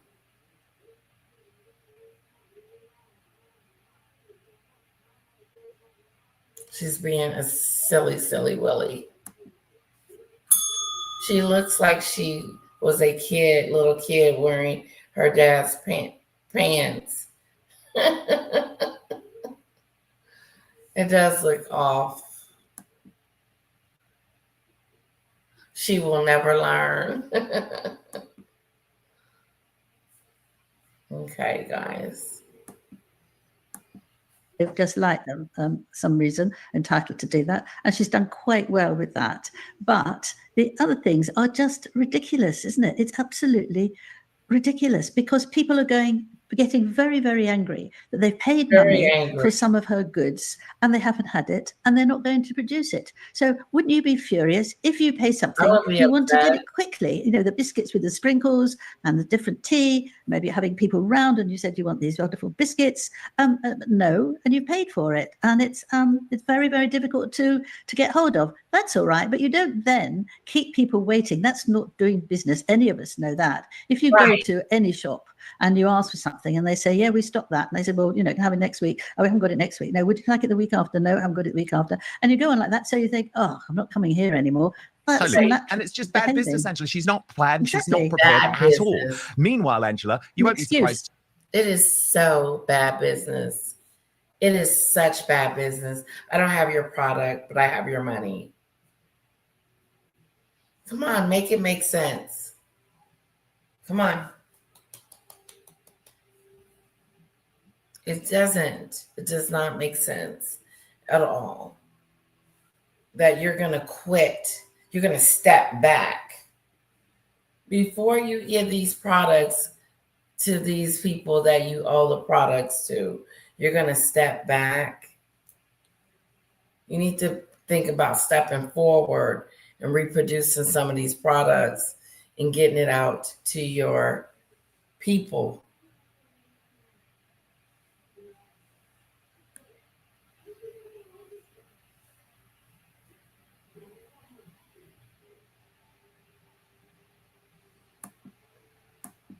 To know Prince Harry has done whatever he can not to spend Memorial Day weekend with Meghan. Instead, he's decided to travel to China Now, this is as a result of his Travelist company. He appeared at the Trip.com Group's Envision 2025 Global Partner Conference in Shanghai.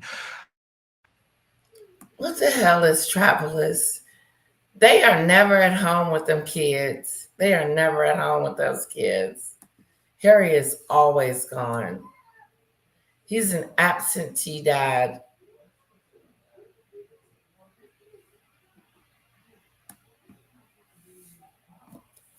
He's never there. He's at Travelist right now. He's doing Travelist stuff. And she's at home talking about she's stepping back.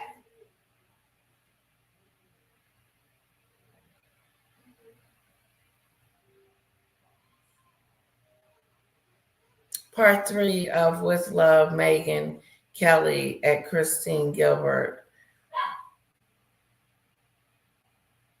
She had a part 2 and a part 3.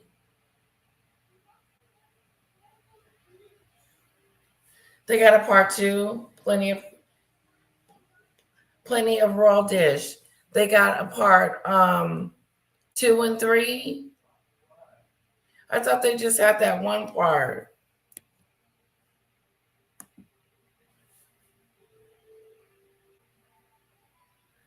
He's back with Travelist, another scam. Oh, wow. I know, I'll bring it up right now. Okay.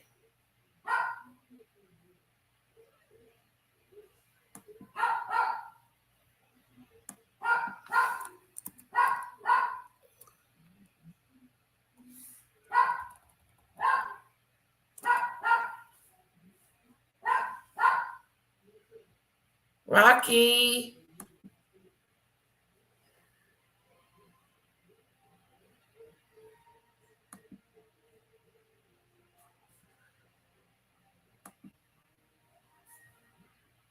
I don't see it.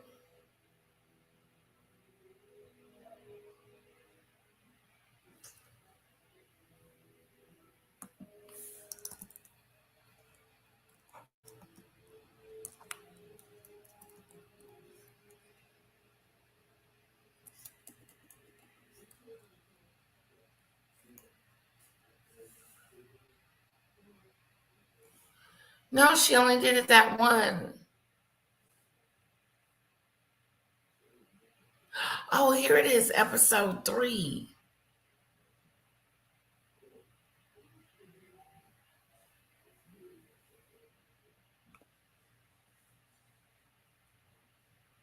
Okay, wait a minute.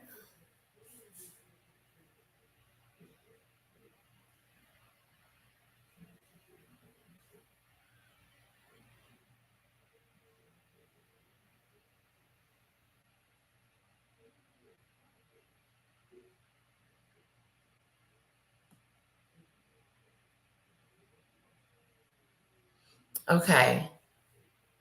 Hold on, guys. I think I found it. Okay, let's finish this up. However, Angela, obviously what's so shocking about this is that, yet again, he is doing all he can to overshadow King Charles's very important royal visit to Canada. And that has been... Not. Come on, Angela. I mean...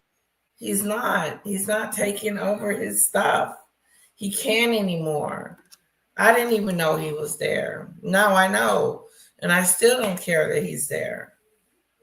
I don't care about Harry being there. He can't overshadow the king's, what King Charles got going on. It's impossible. Them two are nobodies. Trust me.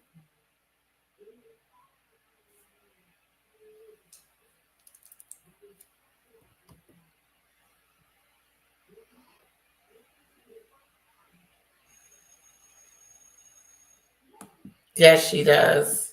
I mean, that has been signposted for so long. But yet Harry gets up on stage to give a speech, which he thinks is going to steal the attention because he said, challenges will undoubtedly rise, but if there's one thing I've learned in my life, it's that meaningful change never comes easily. The true measure of our commitment is how we respond when the path becomes difficult. We must never give up. So woe is me, Harry, and who gives a damn in his head about Charles in Canada?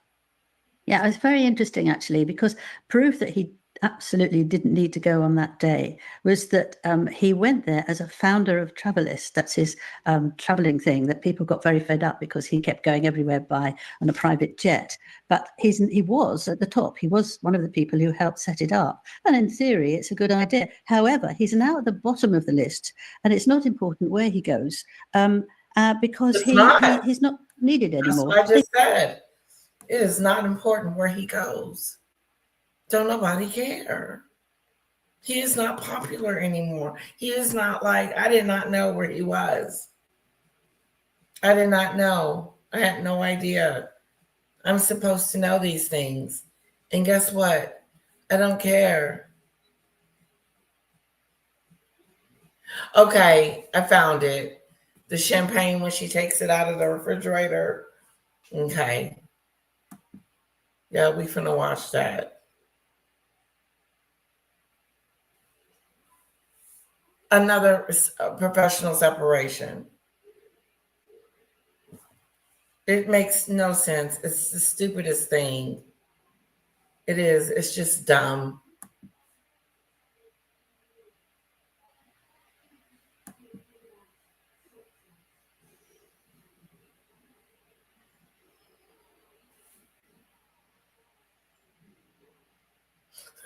She is running away from all the problems with Santa Bala in African parks. Stand by your man. I think not. She doesn't stand by him. Another separation. They're running out of excuses because of their failures. They're failing because they call the royal family racist. They're failing because Meghan took him from where he was supposed to make money and care for the family. They're failing because Meghan is not talented, likable, and she is not relatable in any of her conversations, any of her nothing. Lemonado, I'm bored stiffless. She's not saying anything that is profound or that is got it going on in any way. And Harry is at the bottom of the totem pole. He is not at the top. Therefore, he is not, I'm telling you, I mean this. He is not taking over anything that Charles is doing. Trust me. That ship has sailed for Harry.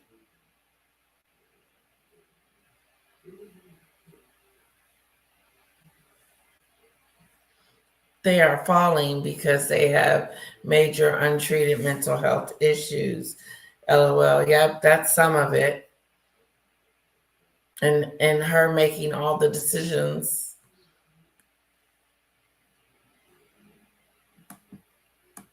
They don't mind him and he can carry on. But they did ask him, what does he feel about using private jets? And he said his answer was, no one is perfect. How about that? Yeah, well, you're definitely not, mate. Speaking about Prince Harry.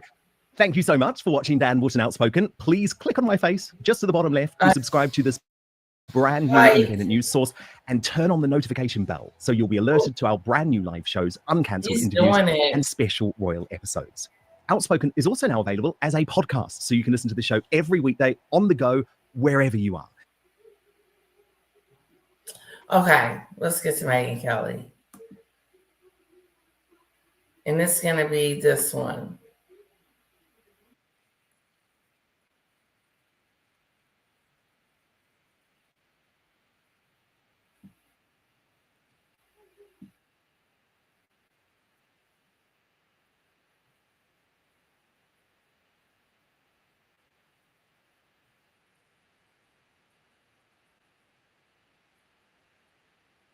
Sorry.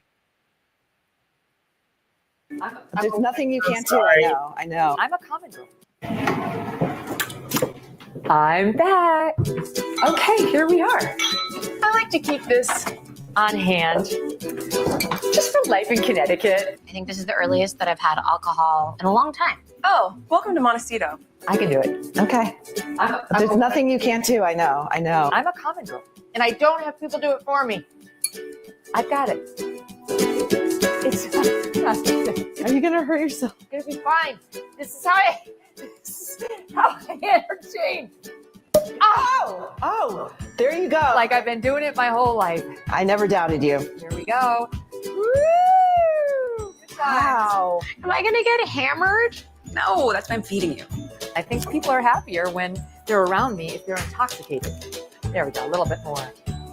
Oh wait. It's very important for me to put a little fruit in my bubbly. I think it elevates it. Here we go. Yes. Megan, tell me where you got that gorgeous bracelet. It's Meghan. Meghan. You keep saying Meghan Markle. You know I'm Sussex now. It's very important to me. My dearest friends know it's Meghan, like the month of May. Right.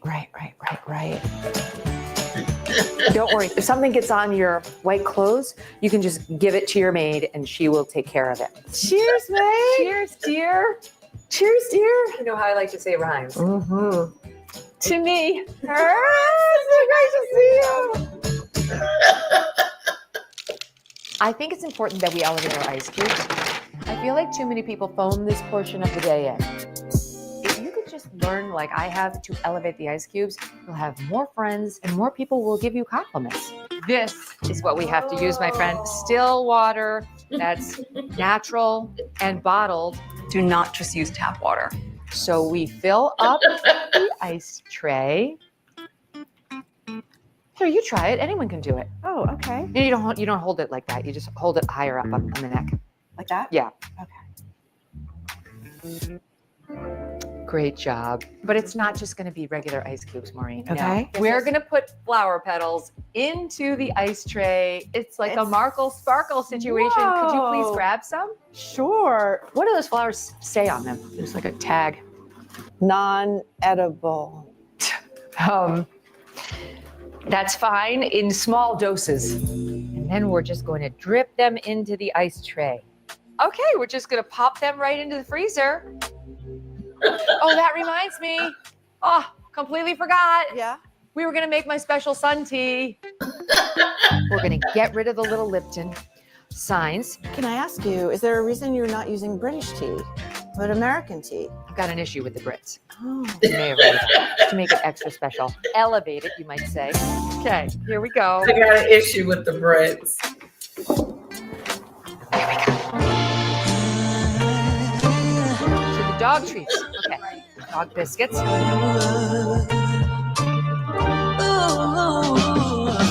gonna let you just follow what I've written down, my instructions, while I think it's time for an outfit change. Will you keep working and I'll be right back? This is sort of the history of our friendship. I do all the heavy lifting. Here she comes. Here she comes. And I'm back.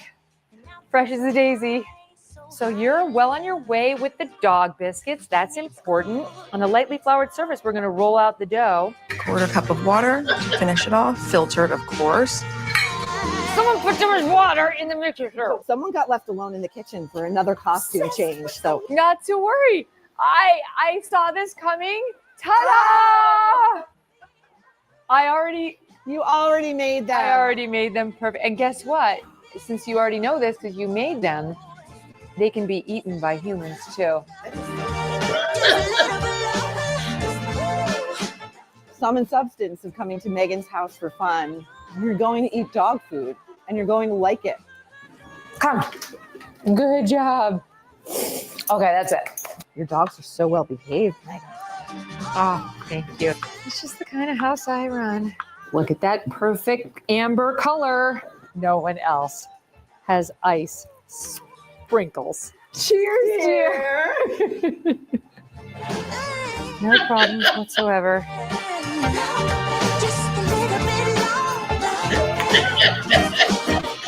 Broadwick. go.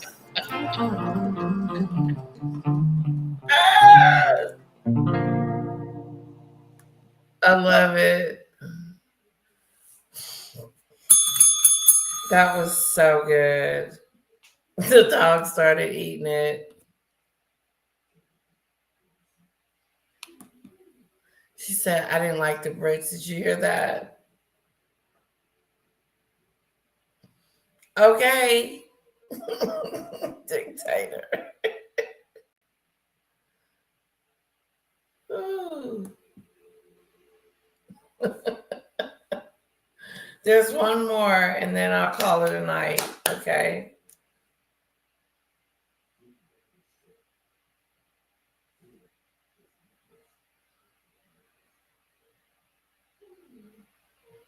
She's gonna rebrand again.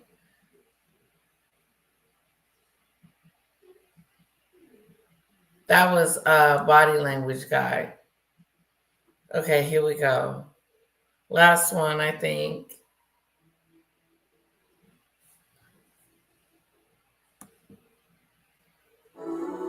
Previously on With Love, Meghan. Oh my God! Hi! You look amazing. Oh, you look even better. I'm doing something really generous for you, and you're going to absolutely love them. And then I just dumped them. Wow. Just like that. It's very important to me to put a little fruit in my bubbly. I think it elevates it. Cheers, dear. I think people are happier when they're around me if they're intoxicated. Finally, I can breathe again. I've got it. One pot pasta is happening. I'm not reading. I have this in the head. You don't need to see that. Labels aren't important to me, Maureen. The one pan, that's important. 12-ounce cherry or grape tomatoes. Normally we get these this in the head. You don't need to see that. Labels aren't important to me, Maureen. Founder. The one pan, that's important. 12-ounce cherry or grape tomatoes. Normally we get these from my garden, but it's not the season for tomatoes. You're gonna put that in the pan. You're just gonna lay that flat in the pan. It looks like little green pearls. Green pearls. Green pearls. Green pearls, girls. Green pearls, girls. Oh. So where'd you grow up? I'm from originally Los Angeles, and then by way of Northwestern, wound up back in Los Angeles. Oh, okay. Yeah, I just came back here because I have a natural connection to it. What I really wanted to do was direct my lifestyle blog, the time on Deal or No Deal, in which I was obviously the most coveted, looked after model. And then ultimately I moved on to acting. After that, I met Dee. We fell in love. I became a princess. I moved into a cat. Maureen. Sorry. What I really wanted to do was direct my lifestyle blog, the time on Deal or No Deal, in which I was obviously the most coveted, looked after model. And then ultimately I moved on to acting. After that, I met Dee. We fell in love. I became a princess. I moved into a cat. Maureen. Sorry. It's a lot. I can't absorb the enormity of your life. I don't even. Maybe you should put the drink down so you could pay better attention. All right, we have things to do. Into the pan. Didn't I tell you food is my love language? This is probably my love language. I'm not looking at a recipe. I've got this in my head. That's another thing that makes me special. We scattered some greens on there. This is fresh from my garden. Pay no attention to that sticker. I don't know how that got on me. Uh-oh. Oh, my dog just got in our pool, and there's the pool man trying to get him out, and he's all wet now. Okay, stand by. Be right back. Strudwick! Oh, Strudwick! Sorry. Oh, you went in the pool, didn't you? No. Bad boy. Don't let him rub up against you. Oh, God. You're good. Just don't rub up against anybody. He's very wet. It's been a while, and I kind of feel like it might be time for an outfit change. I think we should both change this time. Part of our love language. Yes, that's exactly right. I could use a break anyway, so this is perfect timing.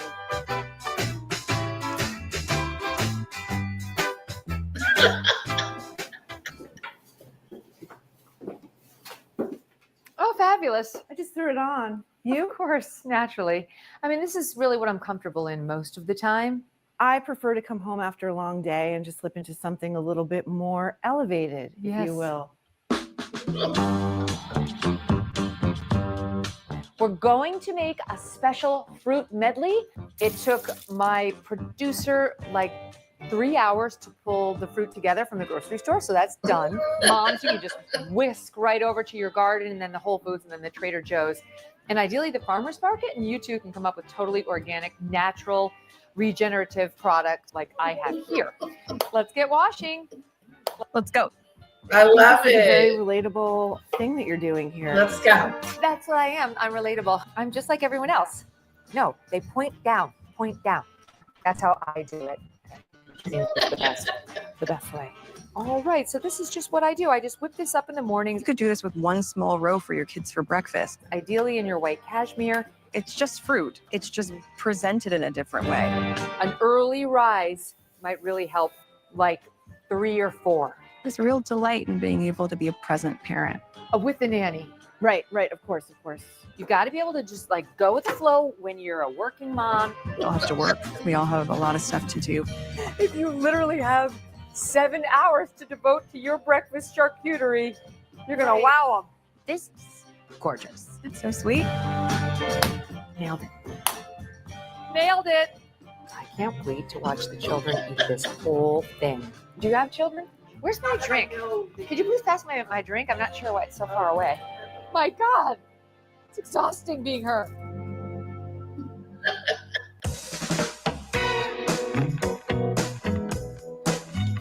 Ready? And I'm loving this. voila. Actually looks delicious. Let's find out whether it is. Get all of the goodness in there.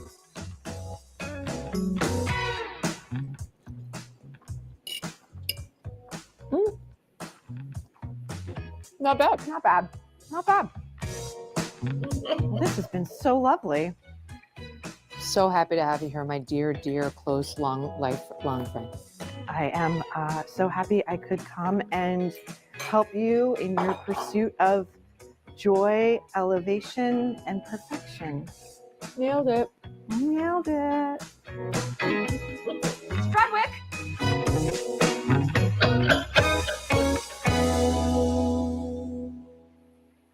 Oh, that was so good. I think they nail it. I do. I really feel like they nail it every time. Hello, Maureen. Okay, guys, I want to go over some of your comments that I put stars by tonight. Hello, Lizzie. Did I tell you when I was 11?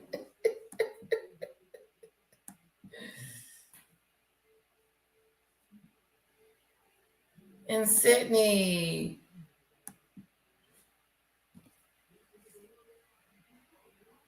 It was fun.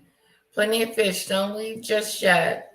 I got some comments I would like to go over.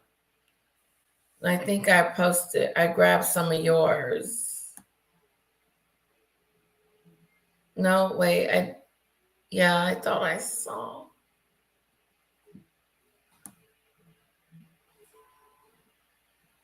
Wait, I don't see any of yours. So you can log off if you like. Hey, don't forget to hit that like button on the way out. Doodoo Bird, he had everyone to death.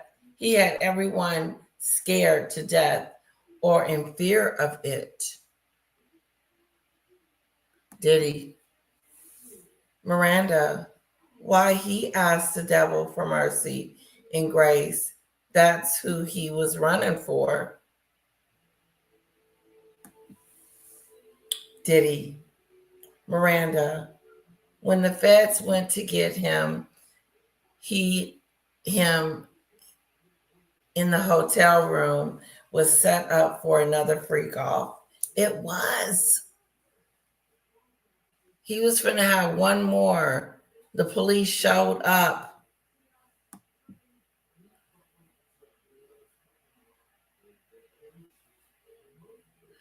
Nope, he didn't. He used her for what he wanted her for. That's right, Miranda. J-Lo has had more rings than a doorbell. Dimwit.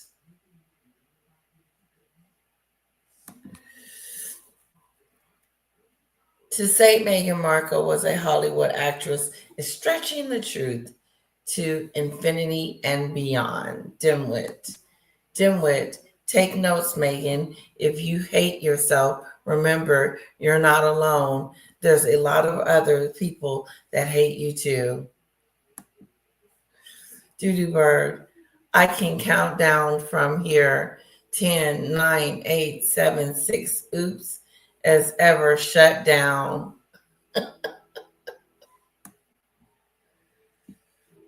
Dimwit. I'm not saying that Meghan Markle is a gold digger, but she ain't messing with no broke. Saying she a gold digger, but she ain't messing with no broke. That was so fun watching that. I did not know they had more.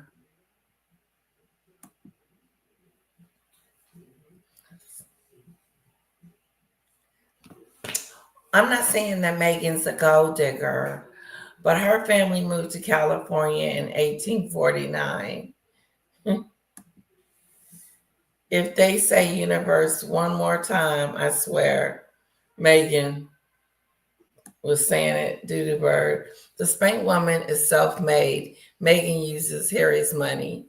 That's true. Christine. Oh, Nutmeg. She's a gold digger. Heather, her fashion will be one big failure too. She wants classy fashion is. She wants classy fashion is. It will be all baggy. Everything's baggy. Big, long, oversized. Christine, come on, Meghan, pick a lane and stick with it. I don't know. Christine, I would never wear pants like her as never LL. And Dictator, she will never learn.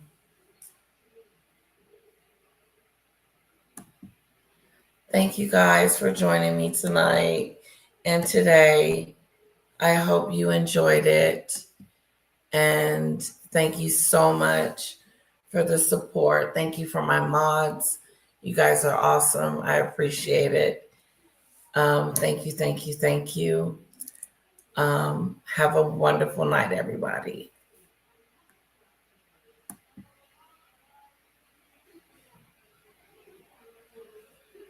Oh, wait.